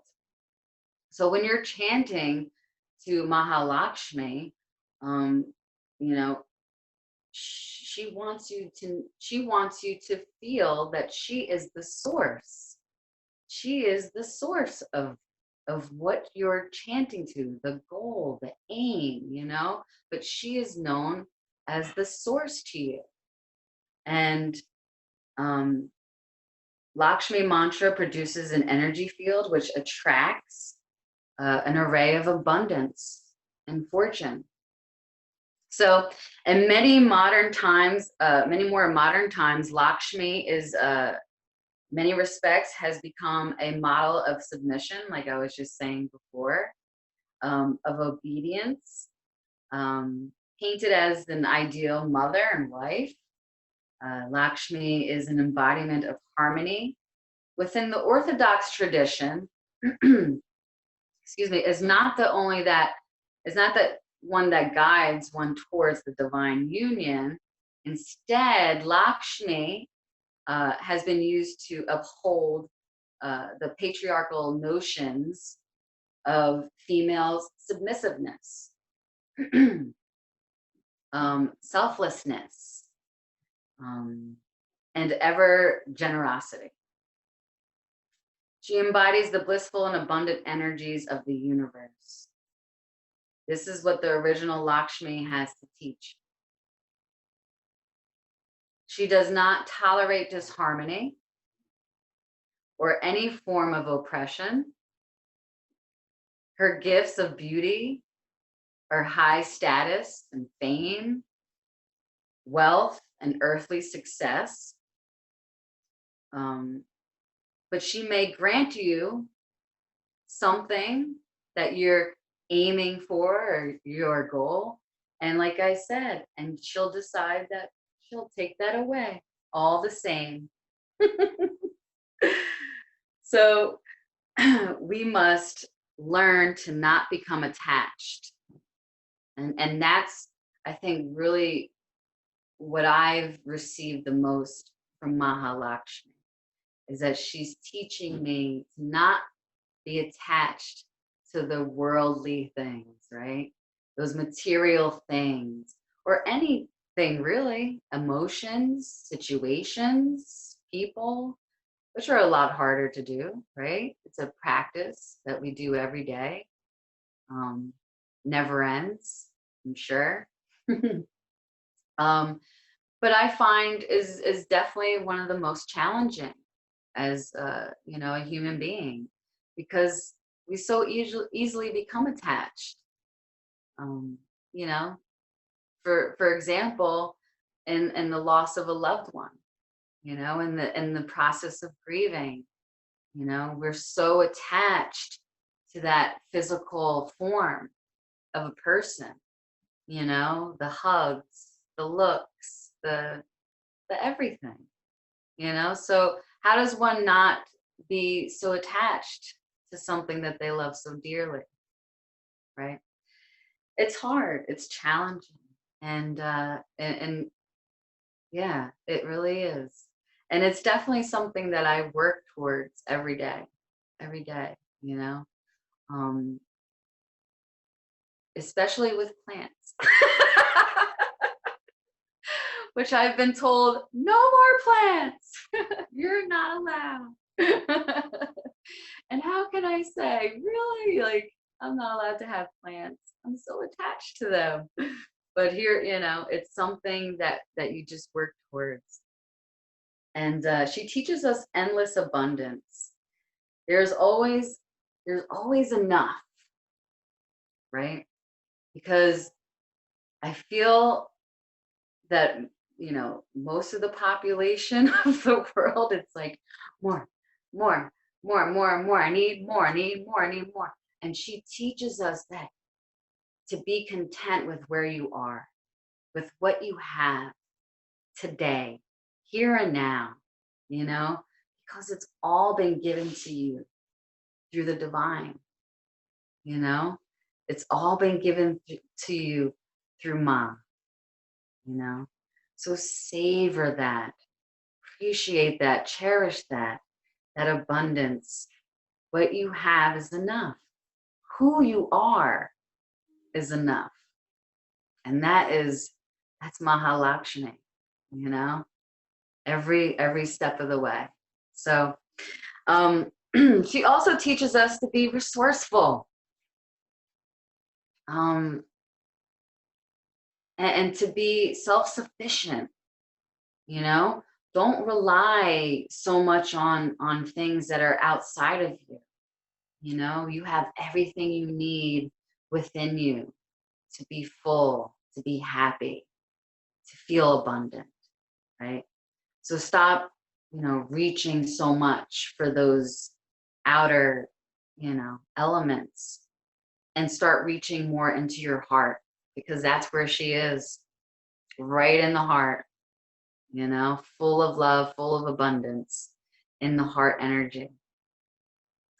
And she teaches us to be resourceful like the ocean where she comes from. How can a goddess be so poised and so passive and come from the ocean? Really?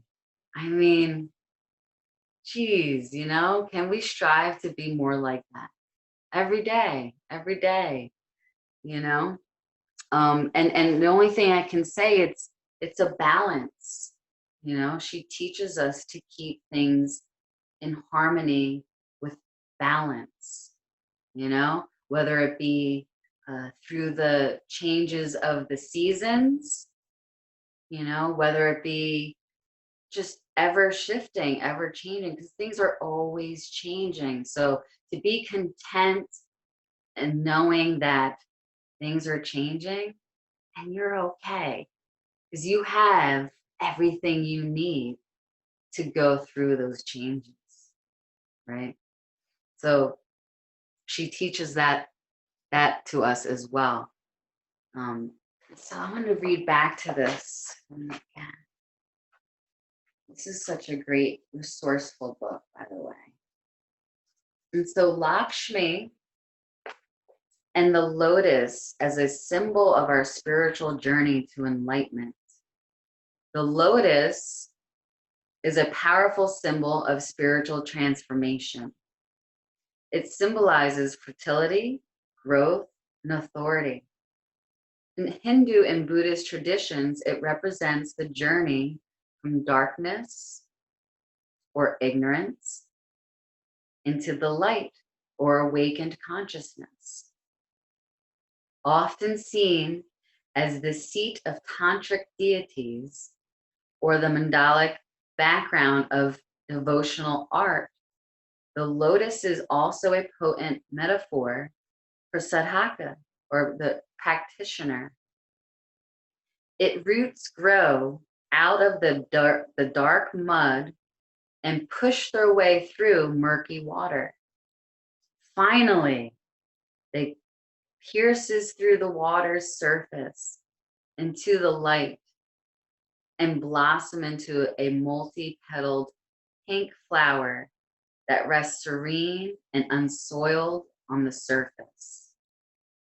The growth and blossoming of the lotus is a potent metaphor for spiritual transformation. We are called to undergo again and again and again and again and again. And that will probably never end as well, unless you reach samadhi, but I don't think in this lifetime, but hey, keep going. Lakshmi is the fruit that ripens out of a dark night of the soul. The symbolism of the lotus connotes the mental and emotional journey we can experience in our own meditations and even life experiences. We may be led through difficult passages. We may encounter despair and suffering, but it is not without reason. While the reasons may not be logical to the rational mind, and while we may never even fully understand why we had to endure what we did, right? Isn't that true? We're always like, why? Why? The process of our consciousness unfolding will eventually blossom, and the pain of loss, death, illness, and despair may feel as if it could literally destroy us. In actuality, it is destroying our ego mind. Breaking through restrictive thoughts, that's what the lotus does, right? Breaking through the mud, breaking through those habitual thoughts, those habitual patterns of thoughts in the mind and the emotions that separate us from realizing that we are one with spirit, that we are one with Goddess, that she resides within us and all around us. And she is of the universe. We are not victims, but co-participants. And while the answers to our questions may not be evident, we can be assured that we will rise. We will rise from the wreckage stronger and wiser, and certainly more conscious than we ever have been before. So that's just beautiful. It brings a tear to my eyes. That just knowing that we have so many opportunities to truly live within our heart's truest potential and continue to rise up like the lotus through all of our experiences, all the traumas, through all the ins and outs, good and bad, because it's all relevant, right? So, okay. So just moving on from there, before I have a big cry fest all in front of you. Mahalakshmi, oh my goodness. So one thing that I found about Mahalakshmi is, as far as energetic wise, she is very closely related to citrine. And so citrine is a beautiful gemstone. I have a little piece here. It reminds me somewhat of like a porcupine. Look at it, right? Kind of looks like one. So she's very closely related to citrine, and citrine is actually the energetic aspect of the solar plexus.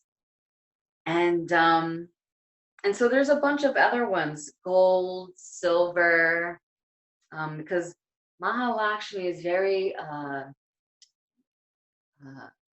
lavish. She's very elegant. She's white and gold and silvers and peridot and diamonds and pearls, right? Really lavish. So all of these gemstones can hold energetic properties. They can draw the essence of Mahalakshmi. And for Navratri, actually, celebration, when celebrating Mahalakshmi, turmeric is actually used, represents the compassion and regenerative aspects of the goddess. So there's actually a kumkum, it's called, that's made in celebration for Mahalakshmi, and it's spelled Kumkum, and it actually is a combination of the turmeric and lime. That's like a natural way of making it. I think another way, it's like they actually have like limestone, turmeric root, you know, of that nature. But if you wanted to make something up yourself, that's actually something that you can do yourself, which is a mixture of just turmeric. You can use powder and just with some lime and make that into like a mixture. And so that's used during Navratri celebration, celebrating Mahalakshmi. And so some of you may not know, but turmeric purifies the blood and really helps to purify on a not only physical but energetic level as well. As well as so many other benefits, as you know, it's like the herb to take, right? So yeah, so Mahalakshmi, I would love to do, actually I'm going to share, because last time for Durga, I shared a little blend of a tea that I put together, and I called it my Durga tea, right? And so this evening I'll share just a little tea or little concoction that you can drink. But again, just remembering, if you have any health issues, to always seek a doctor, professional first, and make sure that this is something that you can ingest in your body. And plus, you don't want to be allergic to anything, so make sure that's top priority there. But it's something really simple, and it's called CCFT. I was introduced to CCFT when I first started doing Ayurvedic cleanses with my guru, Swamini Ji. And it's just something that's stuck with me. And when you look into the ingredients of CCF, which all as it means is cumin, coriander, and fennel. Yep. And so all of these elements actually assist in areas of the stomach, the intestines, the large intestines, and within the kidneys as well. And I picked this specifically because doesn't everything come from the gut? Right? We feel it in the gut, and then we feel it in the heart, right? And that just reminds me of you know, Lakshmi Ma. It does. So because she's all heart, but you have to feel it in the gut first, especially for, you know, for women. You know, we always, that's like they call it the second brain. I like to say it's the first brain. So when you're living in the gut and you're living in the heart, you can't go wrong, really. So CCF is a great tea to make, and basically what you're going to do is you're going to put about a tablespoon of the cumin, the coriander, and the fennel seeds. Do whole seeds. Therefore, you're getting the real potency. You're getting more of that, herb out of it. The powder will be somewhat diminished a little bit of its properties. So the whole seeds is really where you're going to get the real nourishment from. And so you're going to put that in some water, and you're going to steep that on the stove. I'd say about 15 minutes. You really want to get those seeds to open up in the hot water, and to really, get it in. And then when you take it off, it starts to cool down. You can add a little lemon. You can add some lime to it, and really and do whatever you want to it afterwards when it starts to cool. But don't let it cool down too much, because it's actually something you want to drink semi-warm. It's really nourishing for the body, and especially in this time that we're in fall going into the winter, we need more of those warm, nourishing, substance, beverages, and things into our body. So this is a time that you really want to start warming things up. Okay? And so just a couple of other things I wanted to share that remind me of Mahalakshmi as far as herbs is Triphala, or Triphala, however you want to say it. Some people say it different. But basically, what it is it's a 3 blended herb. So there's 3 herbs conjoined into one to make this beautiful, make this beautiful herb together. And I have just a little sample here. This is a powder form that you can get. But then you can also take it as a tincture, so you can take it in a liquid form as well. And now, this is actually something that is very gentle for the body. It's not really harsh on the body, but it's a nice, gentle cleanser for the body. So when you are doing like an Ayurvedic cleanse, whether it be the spring cleanse or the fall cleanse, this is something that helps to facilitate that cleanse. It helps with the, easing into elimination, which is really the most important part of the cleanse itself, is the elimination aspect. And just to talk a little bit about the 3 herbs that are involved and to make this one beautiful blend, is one herb is called Amla. And so Amla is actually is called it's an Indian gooseberry, and that's what it's called. But Amla is a fruit, so you can get it in powder form. And I take this every day. I take this every day. And it's something that you can really just add to water or add to your favorite beverage or a tea. It's easier if it's a powder because it'll just blend right in. So that's Amla, which is, again, an Indian gooseberry fruit.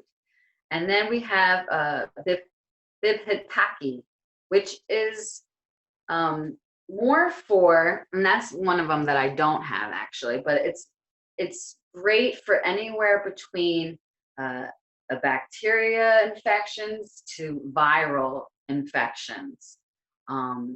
It's a large tree that's commonly grows in Southeast Asia. So it's been known to help a lot of different things. Like I said, anywhere from bacterial infections to viral infections to any type of diseasement, infection-wise, that is invading the body. And then that brings me to the last herb of those three, and Harataki. I think I mentioned this the other day. It actually is one of the Navdurga's blends, or one of their herbs. I think it might have been the second, I'm not sure.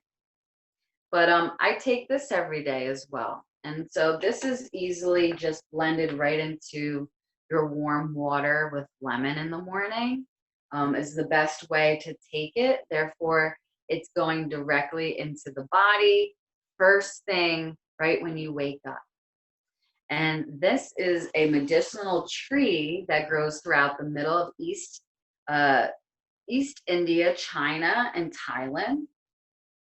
It is a small green fruit.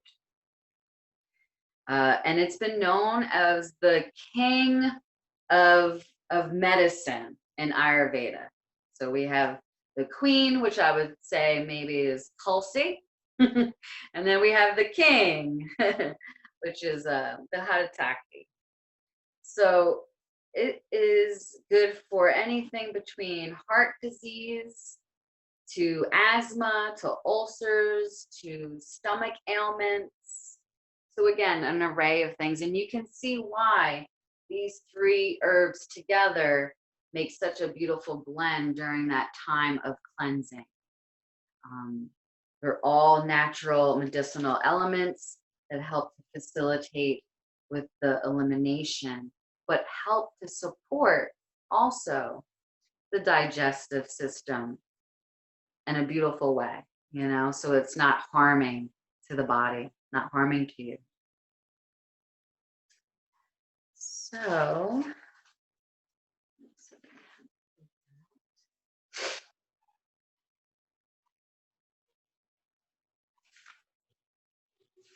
okay. So I would like to take you into a small meditation with Mudra. So if you find a nice comfortable seat, one before I go back. Yes. Nice comfortable seat. If you are sitting, have your hips up a little bit higher, have the spine nice and tall. Try not to have anything that's going to restrict you from breathing normal. Nothing that's going to restrict the breathing. And so what we're going to do here is that first we'll create our mudra. And so we're going to come into the left hand is going to come into all fingers touch the thumb and curl in, and then the pinky is extended up, and you bring that towards the heart space. And then with the right hand, we create what we somewhat looks like a lotus, right? And so this becomes the stem to your lotus. So you can bring the pinky to the wrist of the right hand. And so you bring it to the heart. When you bring it up, it's opening. As you bring it towards the heart, you're taking it in, the lotus is closing. So it's a little bit of a movement, mudra with a meditation. And as we go into it, you'll see how it flows. So let's create left hand, 3 fingers touch the thumb, and then comes to the heart. And then the right hand in a lotus. And then you bring the pinky to the wrist. Okay. I'm just sitting up nice and tall.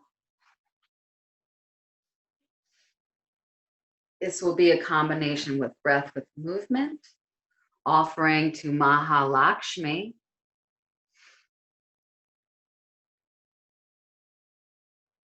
So inhaling, we gather the light, and we bring it towards the heart on the exhale as an offering of the light towards the heart. Inhaling, we draw from her well, Mahalakshmi's well of abundance, And as we exhale that generosity, right? And we give that generosity to our heart. Inhaling, we open up the abundance, receiving. And on the exhale, bringing that in towards the heart space, bringing it into our energy as an offering as well. Inhaling, you bring it up, drawing from her abundance, her well of abundance and generosity, kindness and beauty.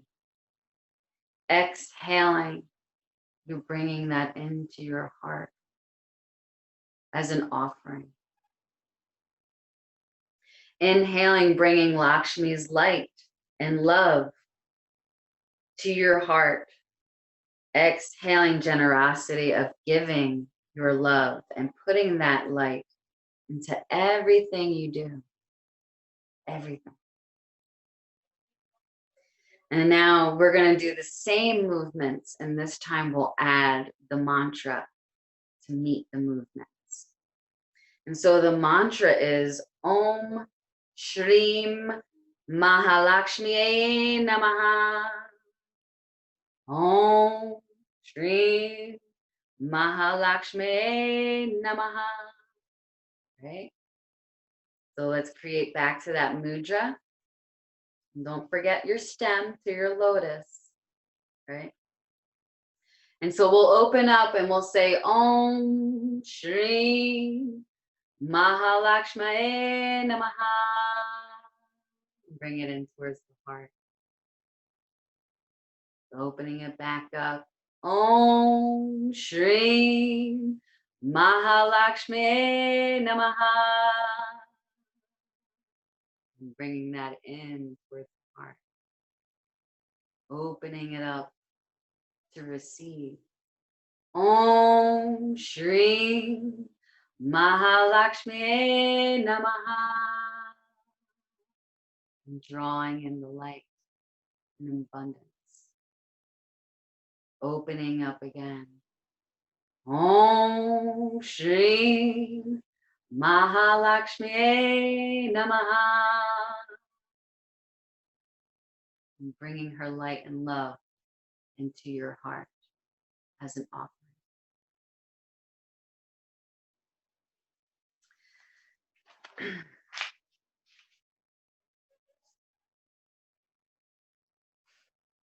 And just sitting with that for a few moments.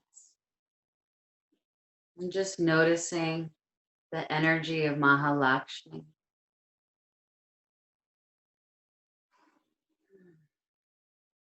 Her never-ending generosity. Her unconditional love.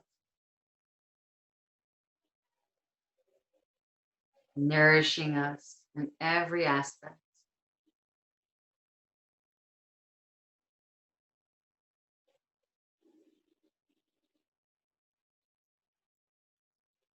Just take a few breaths.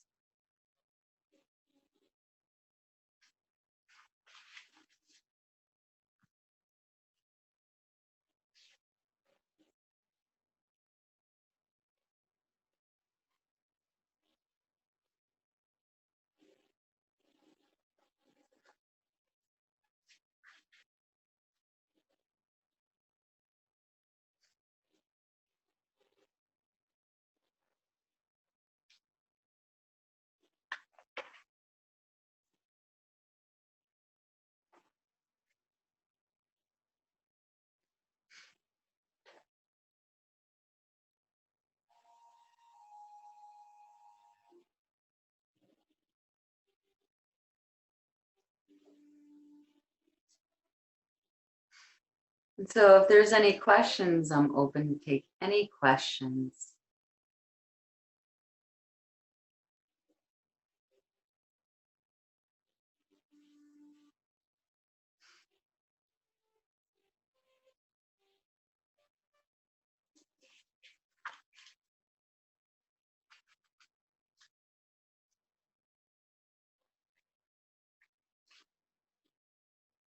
And so when I come back on Saturday evening, I will discuss Saraswati. So making our way through the Sri Devi and just talking about the essence of Sri Devi in every way. So whether that be through plants and herbs, gemstones, the chakras, energy, there's so many ways that you can connect to Ma. There's so many ways that you can connect and feel the essence of her. Durga Maima, you have a couple of questions in the chat. Would you like me to read them? Sure, thank you, because I don't know where the chat's at. From Devin, would like to know what's the name of the mudra again? Oh, and so that is actually a lotus mudra. It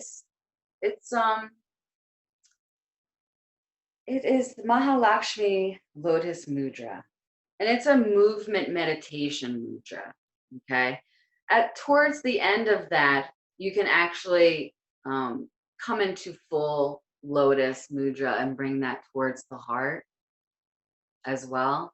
But I wanted to add a little movement with the mudra, with the mantra, because I feel all of the combination of it is such a great tool. It's such a great thing to have to incorporate into your sadhana, especially if you are a devotee of Mahalakshmi. So I'd call it a Mahalakshmi lotus mudra. And then we have a question from Jennifer. I would think Mahalakshmi would help grow from trauma, ? Oh my goodness, yes. Hi, Jennifer. So happy that you can be with us this evening. Absolutely. I mean, I think we can all relate to the story of the lotus, merging its way through the murky mud, just as we do through those negative thoughts. Those patterns continue until we can literally put a hold, a stop right on them, right? And so they call it the law of facilitation, right? So it just facilitates and takes on the same pathways to the mind until we can literally put a pause or a stop in that pathway. So the pathway goes like this. We put a stop in that pathway. Now the pathway's gone like this, right?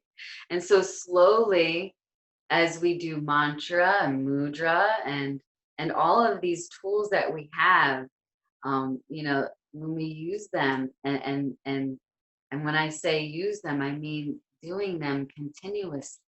Not just one day. Oh, I'm going to chant to Mahalakshmi today, ask her for some money. Doesn't work like that, Yeah. So it's a continuous practice. It's something that, you continuously do. But when you do, it breaks patterns. It breaks through those blocks, the walls. Yeah. Any more questions? Just a general comment from Sue. Such a beautiful mudra meditation. So grateful. Thank you. Thank you. Namaste, sister. Njama.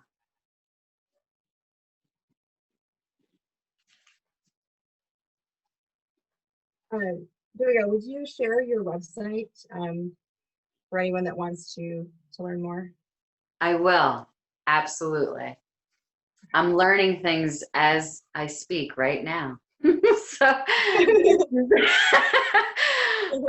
as soon as I can find that chat, I will put my website on it for sure. Okay. And then for people that I guess will be watching the recording then on Facebook tomorrow, what's your website? So it's Karma Life Holistic Wellness.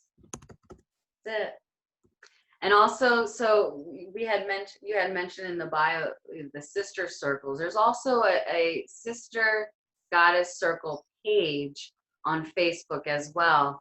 And so these are, you know, meetings that I have once a month. I mean, since the pandemic, we've had to slow them down and stop with the sister circles, but we were doing them virtually for a little bit there. And so, you know, we're going to pick those back up moving into, you know, now we're in November. I can't even believe already. But so those are all by donation. So it's pay what you can.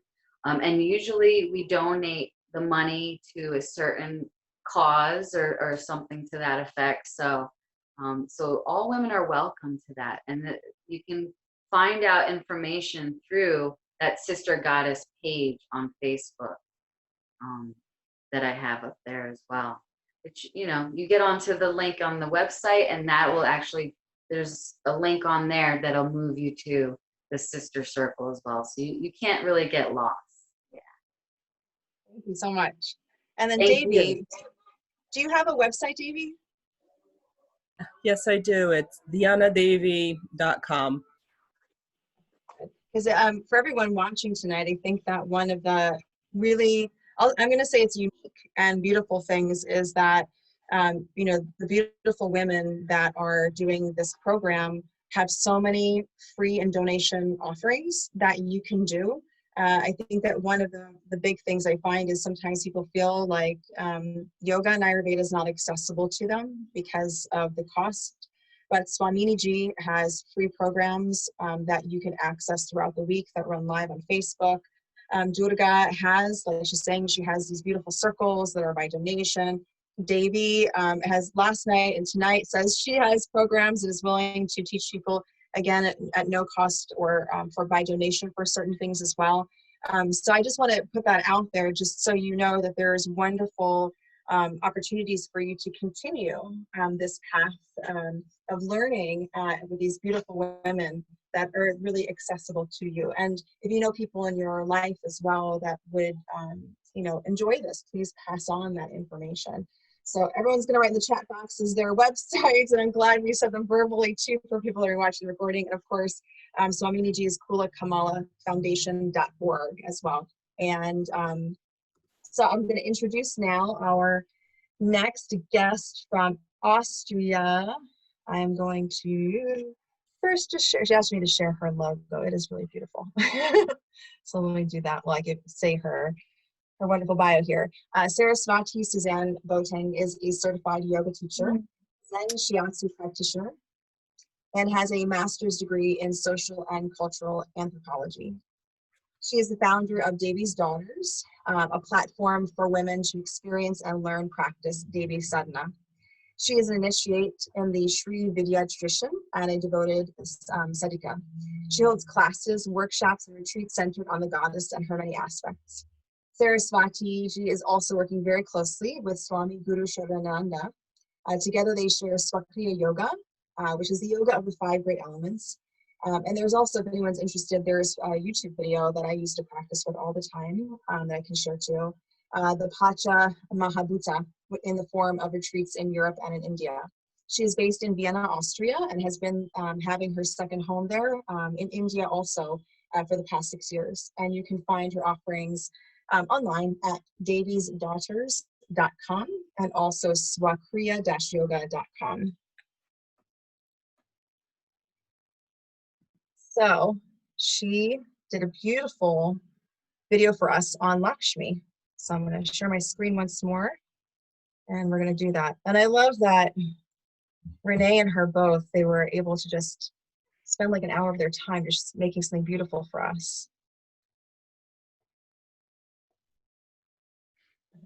Everyone seeing everything okay? Mm-hmm.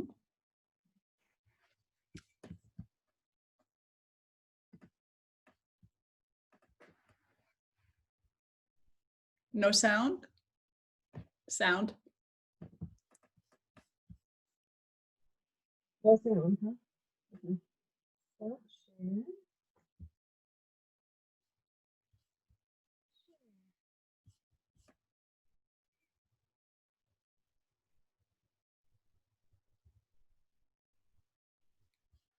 Okay, do you see the screen?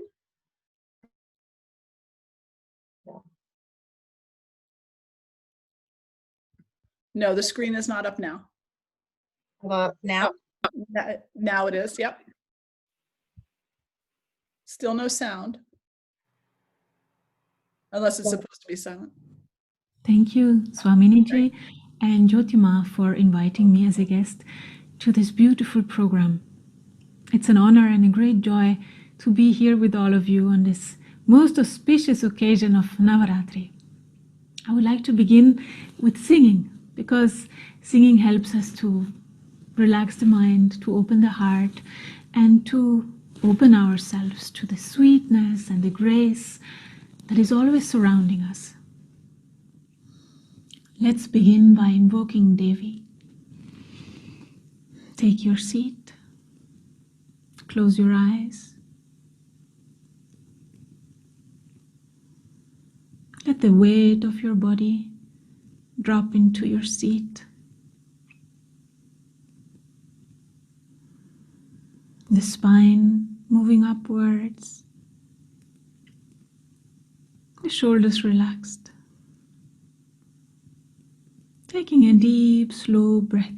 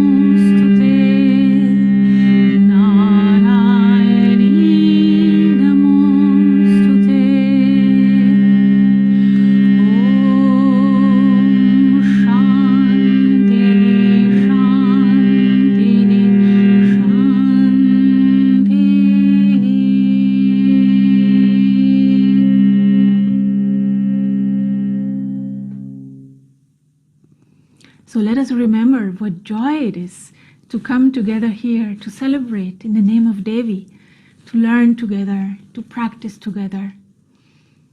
Sometimes we become so serious, and so often we forget to enjoy each and every moment of this precious life. So the song that I would like to sing with you, it's called I Choose to Live in Love, and it's by Sam Garrett. It's a very joyful song in honor of Sri Lakshmi. You can put your hands on your heart and just close your eyes for a moment, taking a deep, slow breath, softening and feeling into the heart space. Let us open to the divine presence, to Sri Lakshmi that resides inside our hearts. May she guide us to recognize her in ourselves and in all of life.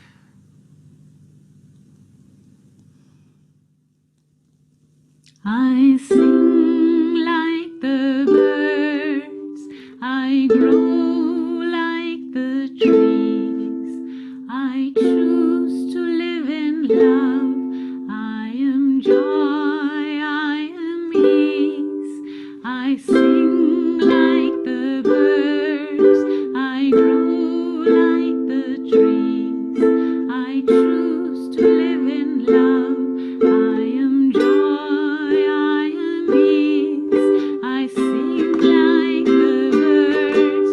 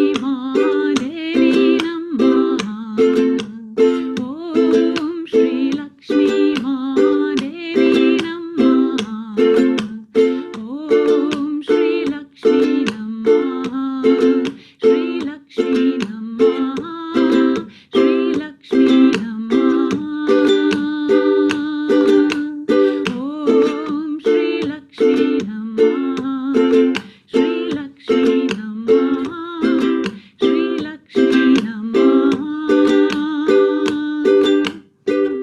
Om Sri Lakshmi Namah, Sri Lakshmi Namah, Sri Lakshmi Namah. Om Sri Lakshmi Namah, Sri Lakshmi Namah, Sri Lakshmi Namah. Om Sri Lakshmi Namah, Sri Lakshmi Namah, Sri Lakshmi Namah.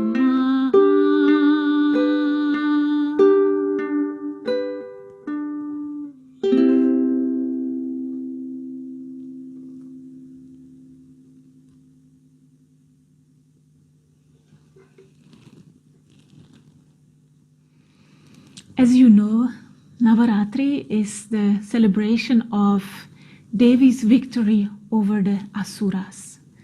And of course, this is our inner battle. The Asuras are these egoic forces in us that don't allow us to recognize our true self. So these forces that hold us in bondage and that stop us from seeing and recognizing who we really are.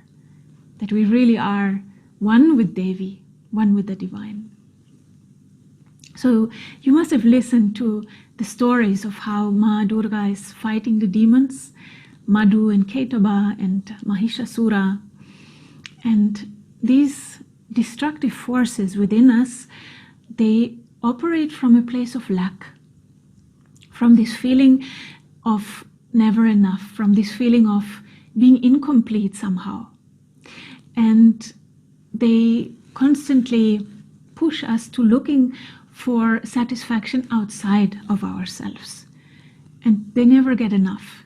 So they keep exhausting our precious life energy in this pursuit of ever more enjoyment, ever more pleasure.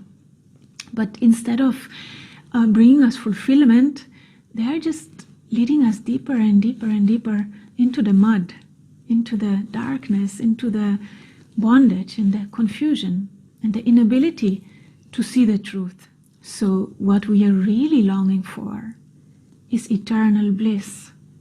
So everybody really is looking for lasting happiness. And of course, people look in different ways. They try to reach it in different ways. But essentially, what all of us want is fulfillment that never goes away, that is not separate from us. We want to be united with the source of joy, with the source of bliss. And this source of bliss is this magnificent goddess Lakshmi, who is known as the embodiment of beauty, of delight. And she is that unceasing flow of abundance, unconditional love. She's that life-sustaining principle in creation, the nurturing principle. She's the sweetness and the joy in life. And the easiest way for us to see her, even with our very own eyes, is through beauty. So beauty is a divine quality that is inherent in creation. And when we see beauty, it reminds us of the divine presence. It attracts us. For example, we are very attracted by the beauty of nature, a beautiful sunset, or the scent of a flower, or the crescent moon as it is rising on the pink evening sky, or just the cuteness of a baby cat, a baby animal, the silky fur. So Devi attracts us in this way. This is how we begin to open our senses and long to become really receptive and really receive her, ready to become aware of this incredible abundance that surrounds us. And this beauty is so wondrous, so magnificent that we may ask ourselves, who is behind all of this? And this is the crucial question that points us towards the divine. Many spiritual seekers receive their first callings through the beauty of nature. So beauty can be a door to the divine, but we need to be able to discriminate between the outer beauty that surely fades sooner or later and the eternal source that never stops flowing. So we don't want to get caught in the outer forms only. We want to look deeper.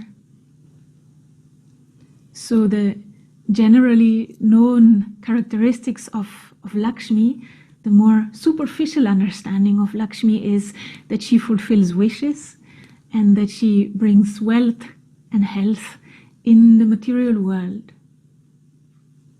But her true spiritual gift goes much, much deeper and is mostly overlooked. So what we need to understand is that every form of outer beauty and outer splendor is temporal. It fades with time. Even the moon or the ocean, compared to a short human life, they seem to be everlasting. But even they fade for us, because once our eyesight fades, once we lose our vision, then what are we going to do then? So the right inquiry is, what is the eternal source? What is the origin of all this beauty and all this abundance that we so long for?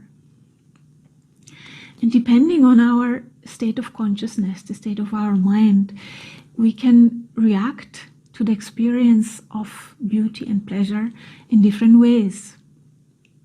So if we are thinking that the outer forms is all there is, then we are surely going to get stuck in the mud. We are going to be led astray. We are going to chase one material enjoyment after the other. And this is what it means to be ruled by the asuras, by Madhu and Ketapa, constantly looking for sweetness, constantly chasing the outer pleasures. So when our perception is clouded, then we are not able to direct our senses, focus our senses on the divine light, on that inner source of joy.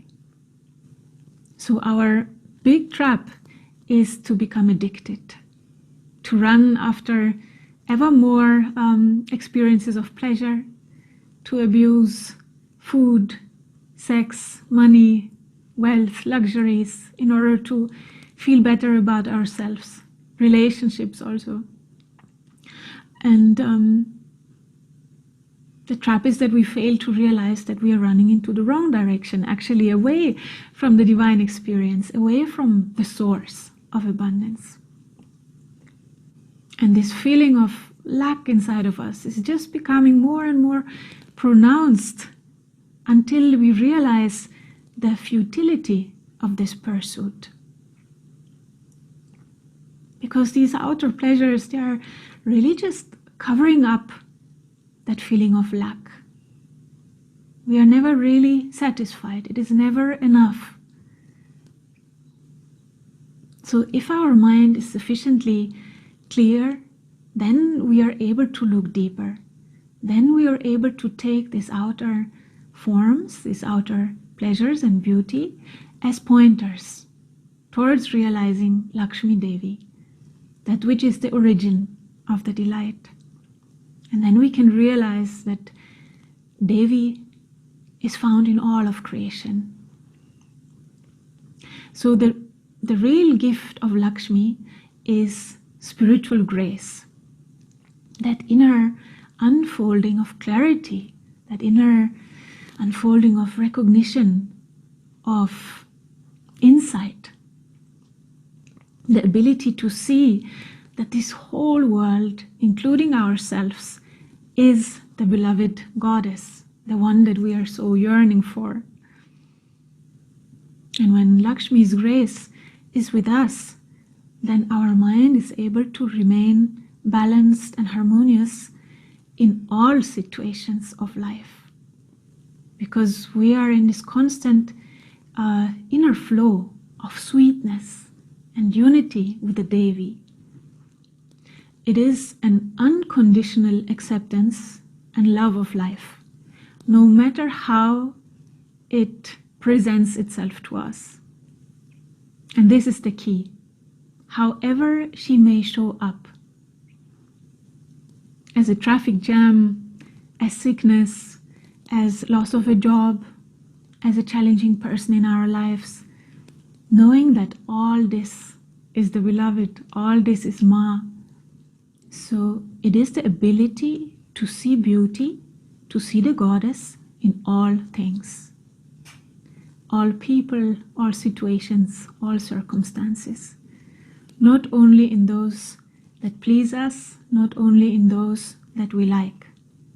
And when Lakshmi starts to reveal herself to us, we are able to perceive the grace in everything, in all of creation.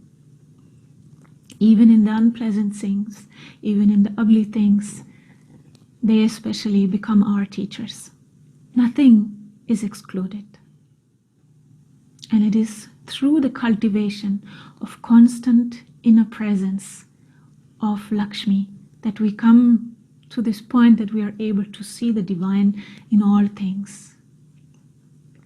So how can we practically reach this state? How can we prepare and refine our mind so that we can really receive Lakshmi's grace, so that we can become a suitable vessel to hold the divine presence?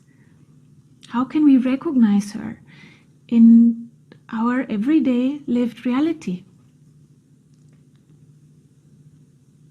First of all, we need to take care of these asuras that keep us distracted, that keep us enslaved, and that make us run into all the wrong directions, that make us chase all of these fleeting pleasures, luxuries, food, entertainment, wealth, and that blind us to this true inner wealth, to that true freedom and true bliss. So oneness with Devi can only be found if we are able to go beyond our likes and dislikes, our attachments, and also our aversions. These are the conditionings that we have collected throughout our lives. And this programming has started in our very early childhood, from the family we are born into, our parents, the culture we are born into, from our own experiences, the pleasurable ones, the painful ones. And the mind has classified everything neatly, put everything into boxes. This is good, this is bad. This is beautiful, this is ugly. This is wrong, this is right. That is acceptable, this is to be rejected. I always do the things in this way, I never do those things. And it gives us the illusion that we know how things work. And the older we become, the stronger these conditionings also become. The deeper these tracks, these samskaras, because the more we repeat the same track, the deeper it becomes, until we are only able to run in only those same tracks over and over again. And we lose the ability to be spontaneous, to be flexible, to be joyful, to meet life as it happens, to be intimate with life, to really go with the flow, with Devi as she is playing. So over time, these self-made walls of preconceived ideas around us, they become stronger and stronger. We are building these walls, these separations, these distinctions, these rules, because they are giving us a sense of security, I am this, I am not that. But you notice what it really does. It puts us into a prison. And it is the way that the ego protects itself.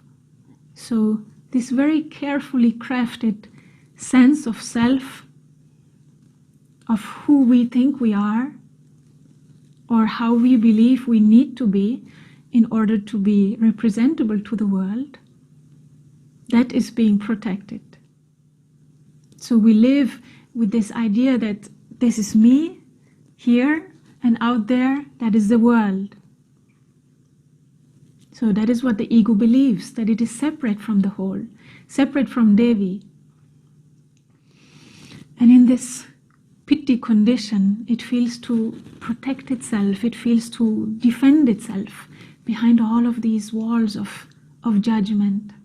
So practically, the first step for us is to become aware and to realize our habitual judgments about things, about people, about situations, about ourselves. That's a big one. And to recognize this harsh, fearful and resentful voice in our heads whenever it jumps in. And once we have enough awareness to catch it, it immediately starts losing power over us. Because we see we have another choice: to act, to think, to feel. And immediately we can feel a greater sense of freedom. Then we can again become more flexible, more gentle with ourselves and with others, and we can begin again to flow with life, gracefully moving with what is, with life as it happens. It's a kind of returning to innocence, to curiosity, to playfulness. So Lakshmi is very closely related to water element. And this is precisely what we are able to learn from water element, to accept things as they are, without resisting, to allow everything to come and to allow everything to go, to welcome everything as the goddess, through this unconditional love. And whatever needs to be transformed will be transformed. Of course, on the outside, we may have to act, we might have to say no, we need to stand up for ourselves. But the point is that we don't go into inner resistance against how things are. We don't think that things should be different. We don't go into suffering. We lovingly recognize that, yes, this too is Ma. This too is my beloved, my very own self, my closest. And you are probably familiar with the Devi Suktam, this beautiful hymn in honor of Divine Mother from the Devi Mahatmyam. And it reminds us of this truth, that everything we experience is nothing but Devi. Everything in the universe is her expression. Joy and pain alike, gain and loss alike, darkness and light, it is all her play. It's all her dance. And it goes like this: Ya Devi Sarva Bhuteshu Kshuddha Rupena Samstita Namastasyai Namastasyai Namastasyai Namo Namaha. So, to this Devi that lives in all things, you are in the form of hunger. I greet you, I greet you, I greet you again and again. And then it goes on, Ya Devi Sarva Bhuteshu Chaya Rupena Samstita, Shakti Rupena Samstita, Trishna Rupena Samstita. So, to that Devi who is in the form of shadow, in the form of energy, in the form of thirst. And then the last one says, Bhranti Rupena Samstita, illusion. So even our illusion, even our ignorance, even our blindness, that also is Devi.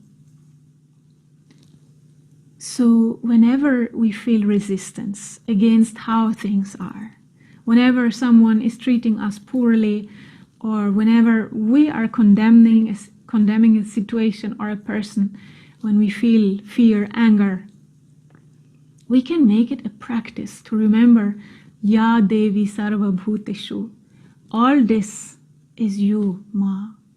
All this is your play. And when we look at the iconography of Lakshmi, we see that she's sitting on a red lotus or pink lotus, and she's dressed in the most beautiful silk and sari, and she's adorned with jewelry, gold and gemstones, and she has a very gentle, sweet smile on her face.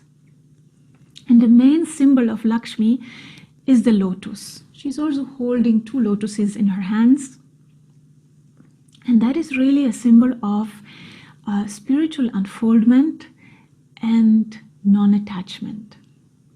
So as you know, the lotus flower grows, it is rooted deep down in the mud of a pond. It is very muddy water. And the flower itself is floating on top of the water, on the surface, very gracefully. And the flower never gets stained by the mud. It doesn't even get wet from the water, because these water droplets, they simply roll off, just like Lakshmi. So Lakshmi also, she's bathed in the world of form. She is all forms. The whole gross material world is her. And just like us, because we also are divine beings immersed in form, in these bodies. But Lakshmi's divine nature remains completely untouched, unchanged, unattached. Nothing sticks to her. And that is the meaning of being in the world, but not being of the world. So what does this mean for our practical life? How can we live this in our daily life? Because we are human beings that are fully engaged in life. We fully participate in this world. We have families, we have jobs, we need to feed ourselves, we procreate, we experience pleasure and pain, gain and loss. And yes, we can enjoy and appreciate the beauty and the sweetness of life. But we need to know how to be detached. And we need to be able to enjoy both pleasure and pain, gain and loss, because this all is part of it. The point is that we don't get stuck in the mud. We don't get attached. We neither become trapped by the enjoyments, like the ants that are becoming stuck to the honey, nor are we rejecting and resisting when things are taken away from us, when things don't go our way. So we are able to welcome joy and pain alike, and we're also able to let both go when they want to go. And of course, this is much easier said than done. So I'm just here to remind us and to remind myself, first of all, to practice. And the more we remind ourselves and the more we practice, we slowly move towards freedom. So when we are no longer controlled by our attachments and by our aversions, by our likes and by our dislikes, that's when we are able to really receive Lakshmi's grace. When we don't fall out of love with her just because things don't go our way.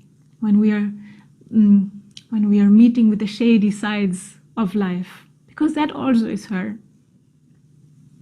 And we also need to remember that shadow can exist only where there is light. The shadow points us towards the very existence of light. So when everything becomes a reminder of the presence of Devi, then we no longer go astray. To believe that there is anything where the divine is not present. Sri Anandamai, this outstanding female saint of the 20th century, she was recognized as an avatar, as a living manifestation of Devi.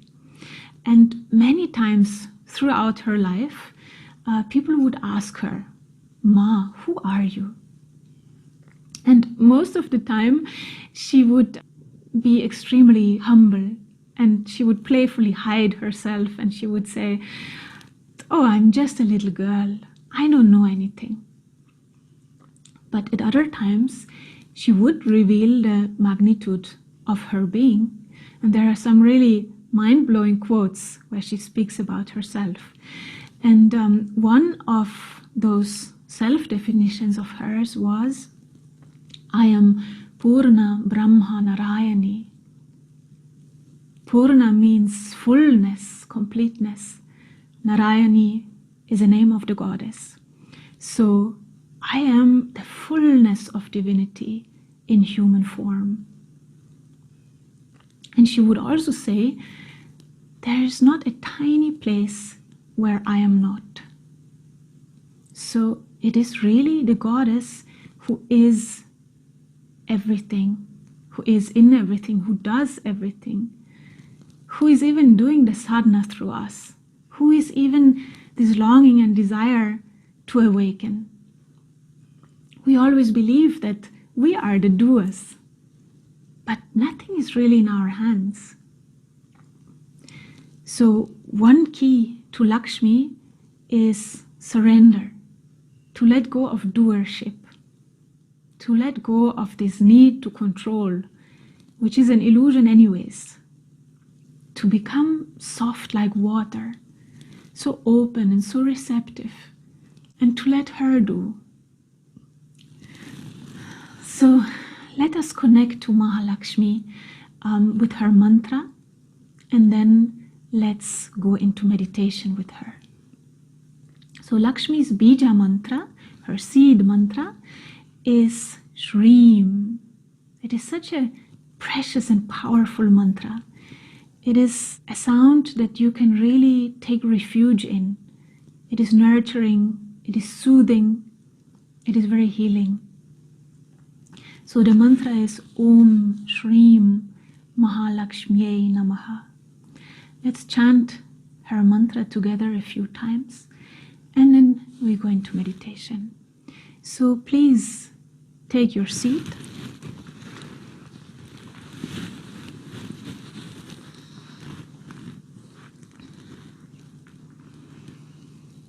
Keep your body upright, gently closing the eyes. Taking a slow, deep breath.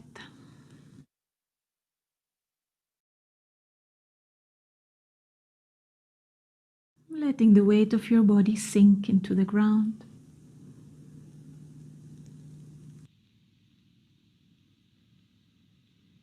Bringing your awareness to the heart space, and to the divine presence of Sri Lakshmi, the beauty, the abundance, the joy inside your heart. Together. Om Shri Mahalakshmi Namah. Om Shri Mahalakshmi Namah. Om Shri Mahalakshmi Namah. Om Shri Mahalakshmi Namah. Om Shri Mahalakshmi Namah.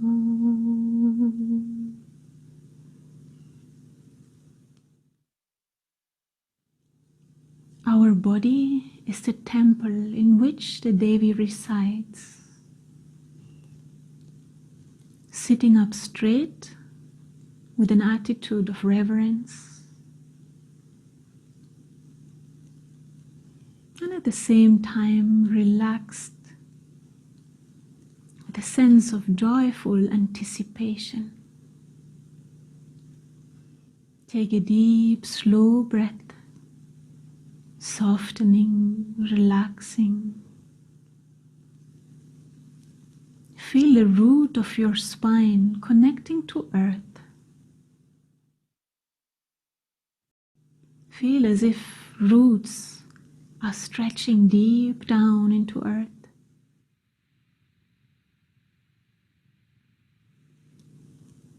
Feel the still and peaceful grounding energy of earth beneath you.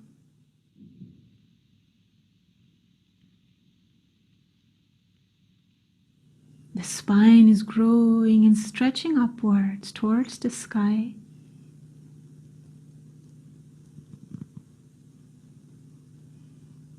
And the top of the head is like the crown of a tree, expanding into the cosmos. With every exhalation, relaxing more.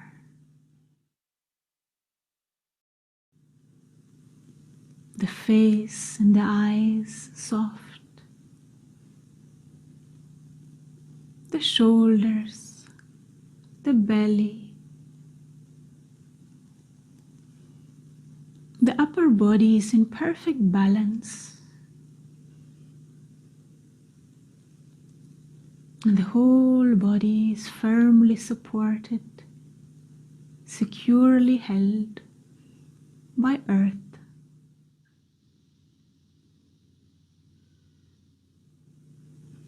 Now simply become aware of the free flow of breath without interfering. Very natural.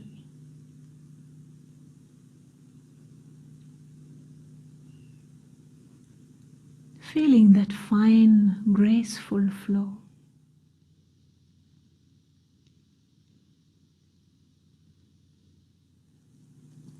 Now become aware of the heartbeat.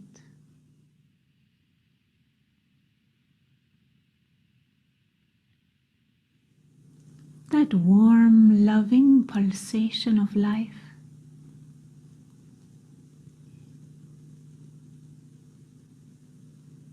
Become aware of the flow of blood throughout the whole body.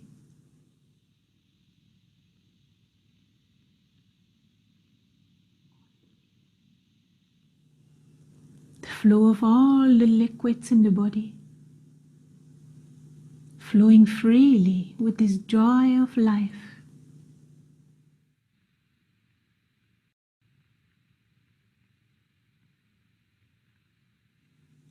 Feel how every cell of the body is saturated with this joy of life.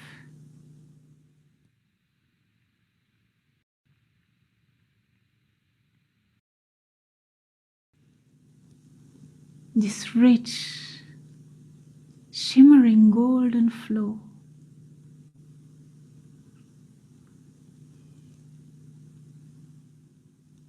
Become aware of the effortlessness. Everything is just happening by itself.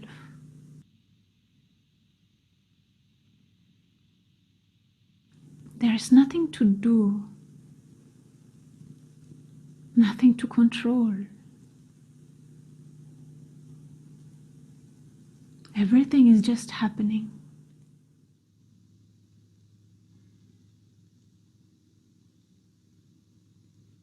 Time is also flowing. The sun is rising, and in the evening the sun sets. The seasons are changing in their own time.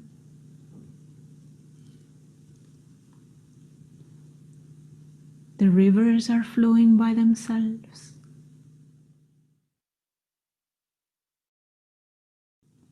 Feel this flow in each and every atom of the universe.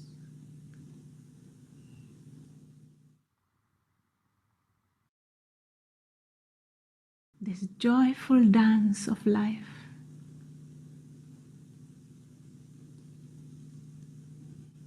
all of creation is fully surrendered to this sweet flow of Lakshmi's grace.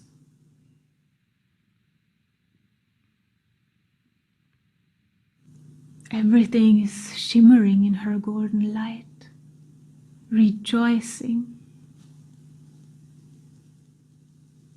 Simply observe this.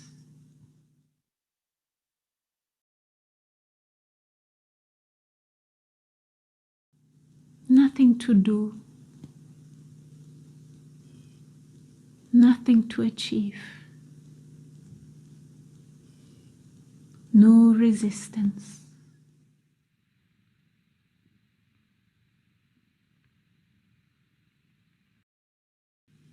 You simply enjoy your oneness with the flow.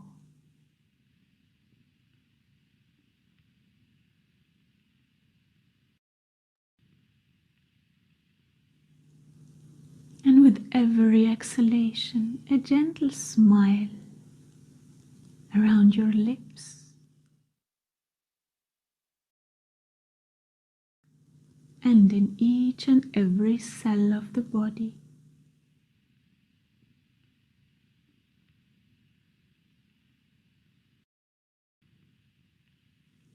Lakshmi enjoying her own dance.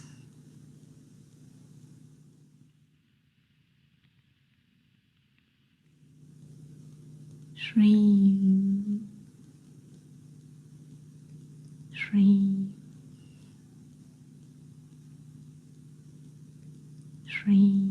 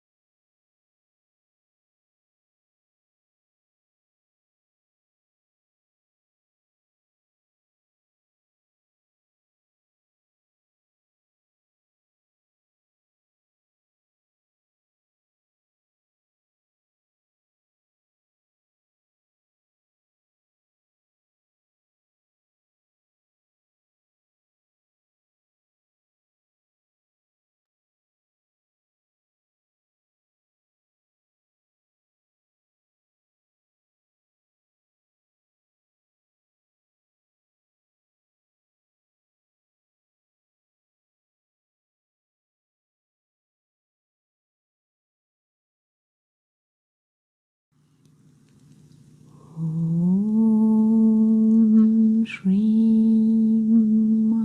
Lakshmi Namah.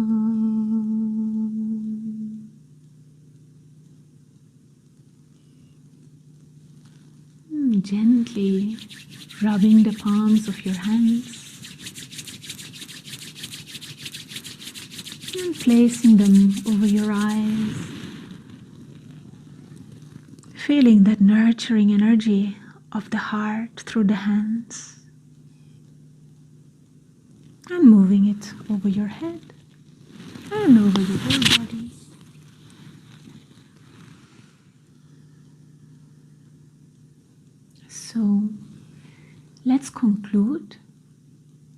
how can we bring this experience of joyful flow, of abundance into our daily lives?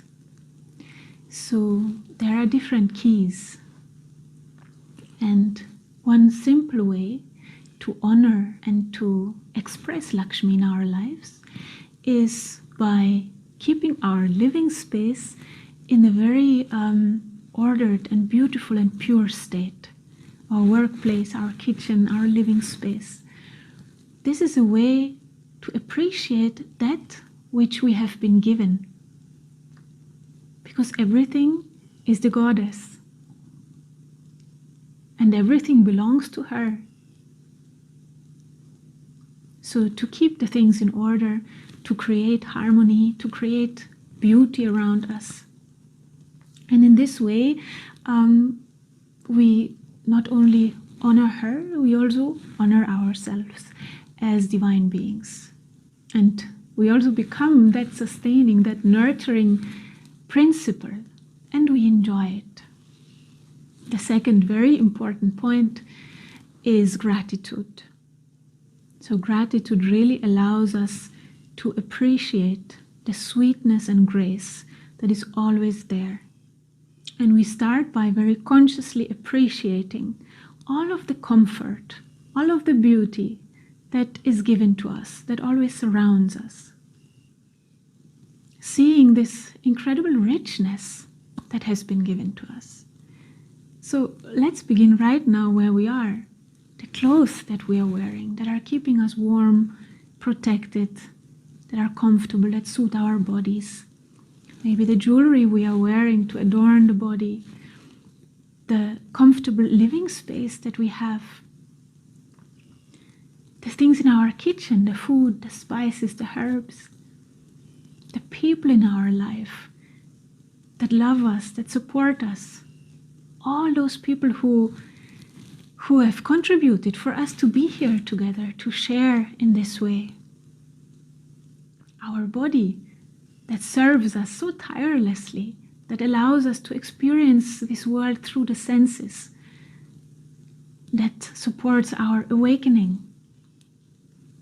So the practice is to consciously appreciate and enjoy and celebrate the simple things in life, to count our blessings. And that is going to open the doors for the great inner joy. That is the cultivation of contentment, santosha, to find beauty in the simple things of life, in simplicity. A simple meal, lighting the candle and sitting in stillness, taking a walk around the block, watching the wind as it moves in the trees, or just even being grateful and watching our own breath as it comes, as it goes. Gratitude and appreciation. And then the next key is to gather our senses. Instead of allowing our senses to run all over the place and to chase one fleeting pleasurable experience after the other, eating one more piece of cake, checking our phone one more time, buying another handbag, and so on. So instead of being ruled by our likes, by our attachments, gently directing the senses back to our present experience, pleasant or not. Focusing the senses on that which is already here now. Staying with that which is in front of us. Noticing this incredible richness of the present moment and really tasting each drop of life like precious nectar. So the next important key is non-judgment. Trying not to judge everything through this lens of our likes and dislikes, through the lens of our conditionings, people, situations. So all we have to do is simply to be aware enough to notice when the mind jumps into the same old track And in that very moment, step out and notice that you have a choice. And what comes with this is an inner freedom, a softening, an attitude of generosity, where we can allow life, people, situations to be exactly as they are. So what we are practicing really is unconditional acceptance. And how do we do this? By looking at the world with very gentle, loving eyes, as if looking at our beloved, coming to the world with an open heart, blessing everyone and everything, and remembering that all of this is Devi, including ourselves.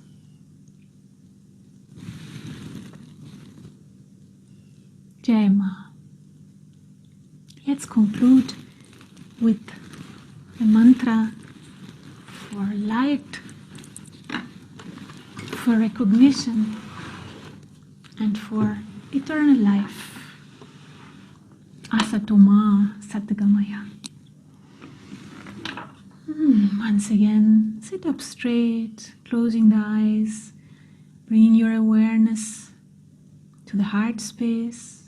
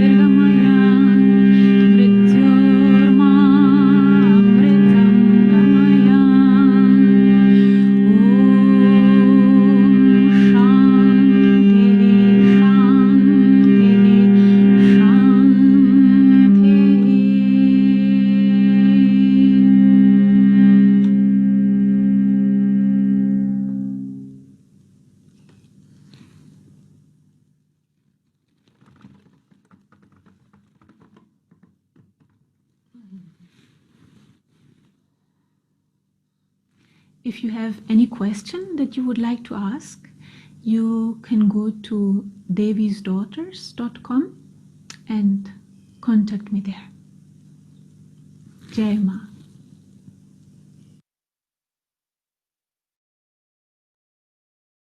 Wow, Saraswati, thank you so much for that beautiful discussion that you sent us from Austria. We're incredibly grateful for the opportunity to chant and to learn from you. And before we conclude with Swamiji's closing prayer, I just want to let you know for tomorrow night, the schedule, it'll be posted on Facebook as well, but we'll start off with Homa with Devi, meditation, and satsang with Swamiji. And then Nishala Devi will be our guest speaker tomorrow. And she's just such a marvelous woman. She'll just make you smile and blow your mind. And so she's such a joy. So I hope you're able to join us again tomorrow evening. Thank you. Jyoti Ma, thank you so much. Such beauty everywhere we look. And in this gathering with all of these amazing, radiant beings coming together, all the contributions that have been made of wisdom and mantra and love. It is just simply stunning and beyond words. We need to always remember that our words are limited, and what we feel in our heart is far more important, sometimes, most times, than what we can express in words. And so we need to pay a certain kind of attention to the way we feel. It is really how we come close to the goddess. We can pay lip service to anything. We can say, I do this, I do that. I know this, I know that. I've done this, I've done that. But the reality is that those words are empty without associated action. And the action is also empty without associated mindfulness. And even the mindfulness is empty unless it is associated with devotion. Devotion to the mother, devotion to the father, devotion to the end of suffering, devotion to the well-being of all beings everywhere, devotion to unity. So it's important that we try to remember that the words are limited unless they're married to the action, and the action is limited unless the action is married to the mindfulness, and the mindfulness is also limited unless it's married to devotion and to love. So let's sit nice and tall and close the eyes. And just take a moment to breathe in and breathe out all of the amazing wisdom that we have witnessed this evening.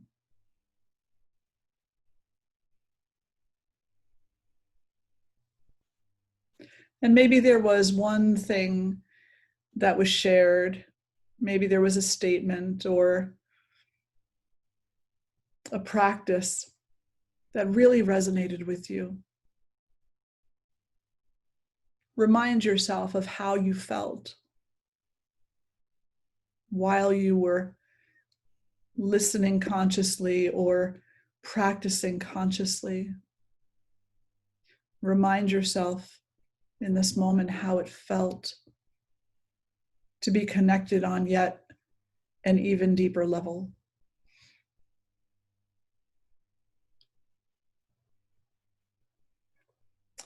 And then saying thank you to the mother in your own special way, with your own special words.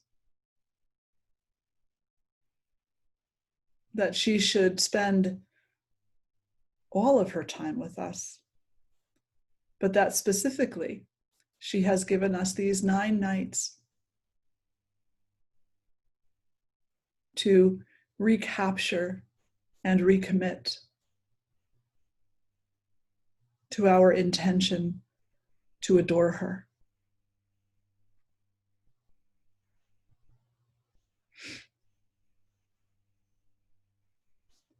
Beloved Durga, Mother of the universe, protector of all. Beloved Lakshmi, the one who sustains all that is, the one who deepens our hearts, the one who opens us to the potential. Mother Saraswati, the one who resonates in all vibrations of sound, in every breath, in every mantra, in every utterance.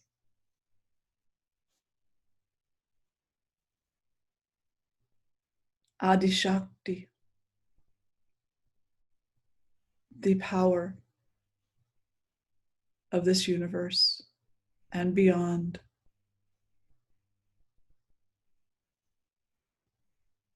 Beloved Mother,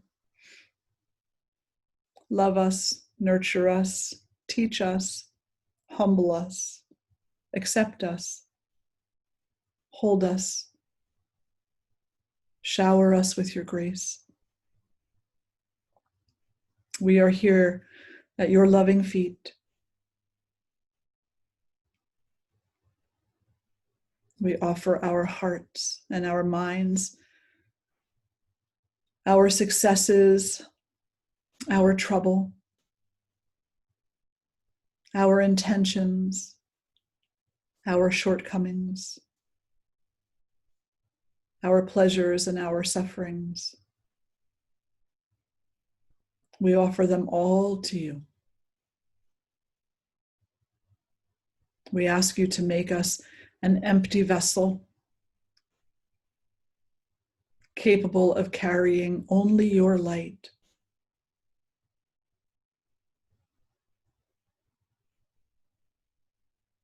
capable of sharing only your love.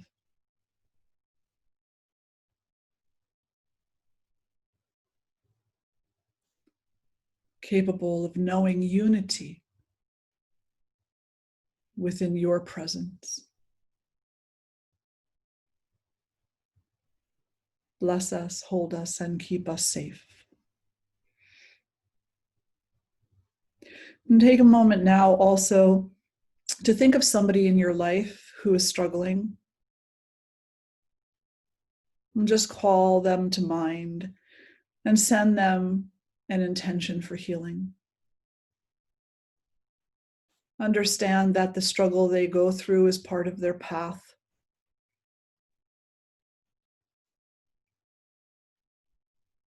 Love them. And wish them an awakening of a magnitude that will alleviate their suffering.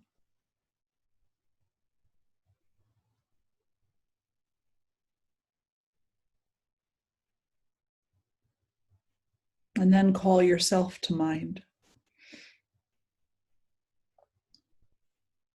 And knowing your own path and your own struggles, knowing your own successes and your own shortcomings.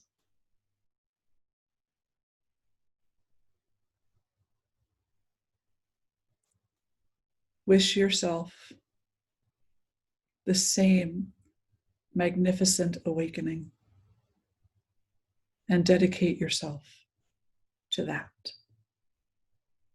knowing it is what will bring you to the Mother.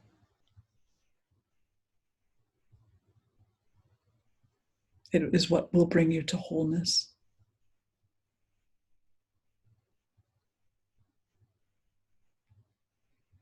And drawing the hands together in front of the heart. We'll lift our voices in one Om. Take a breath in. Om.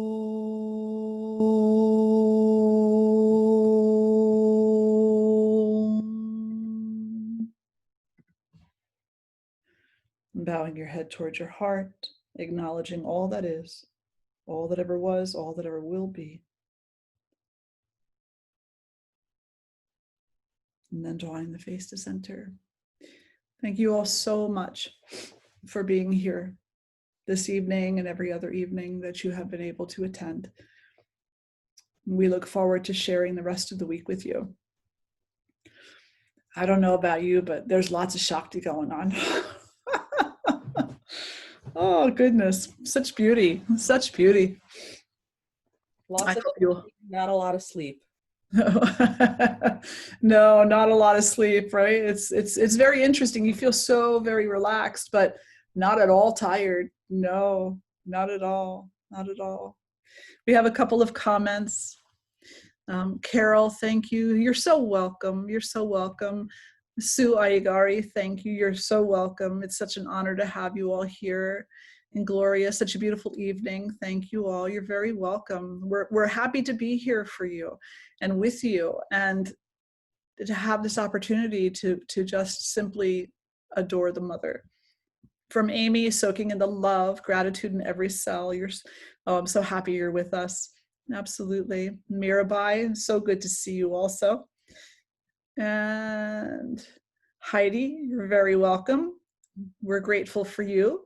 Simone, deep heartfelt gratitude for all of the goddesses. Oh yes, and there are so many of them, and you're one of them. So isn't that wonderful? Saraswati, such beautiful satsang, so very grateful. And we are grateful for you too. Marcy, so grateful for this program, and we are grateful to have you in this program. Thank you all so, so much. And we will see you tomorrow evening. Once again, thank you to Jyoti Ma for her organizing and for her love and dedication. Thank you to Durga Ma, such a beautiful, beautiful offering this evening. I think everybody's going to go have some CCFT. I know I am. And thank you to Davey, my Anati. So much love to you always. Namaste, everybody. Be well.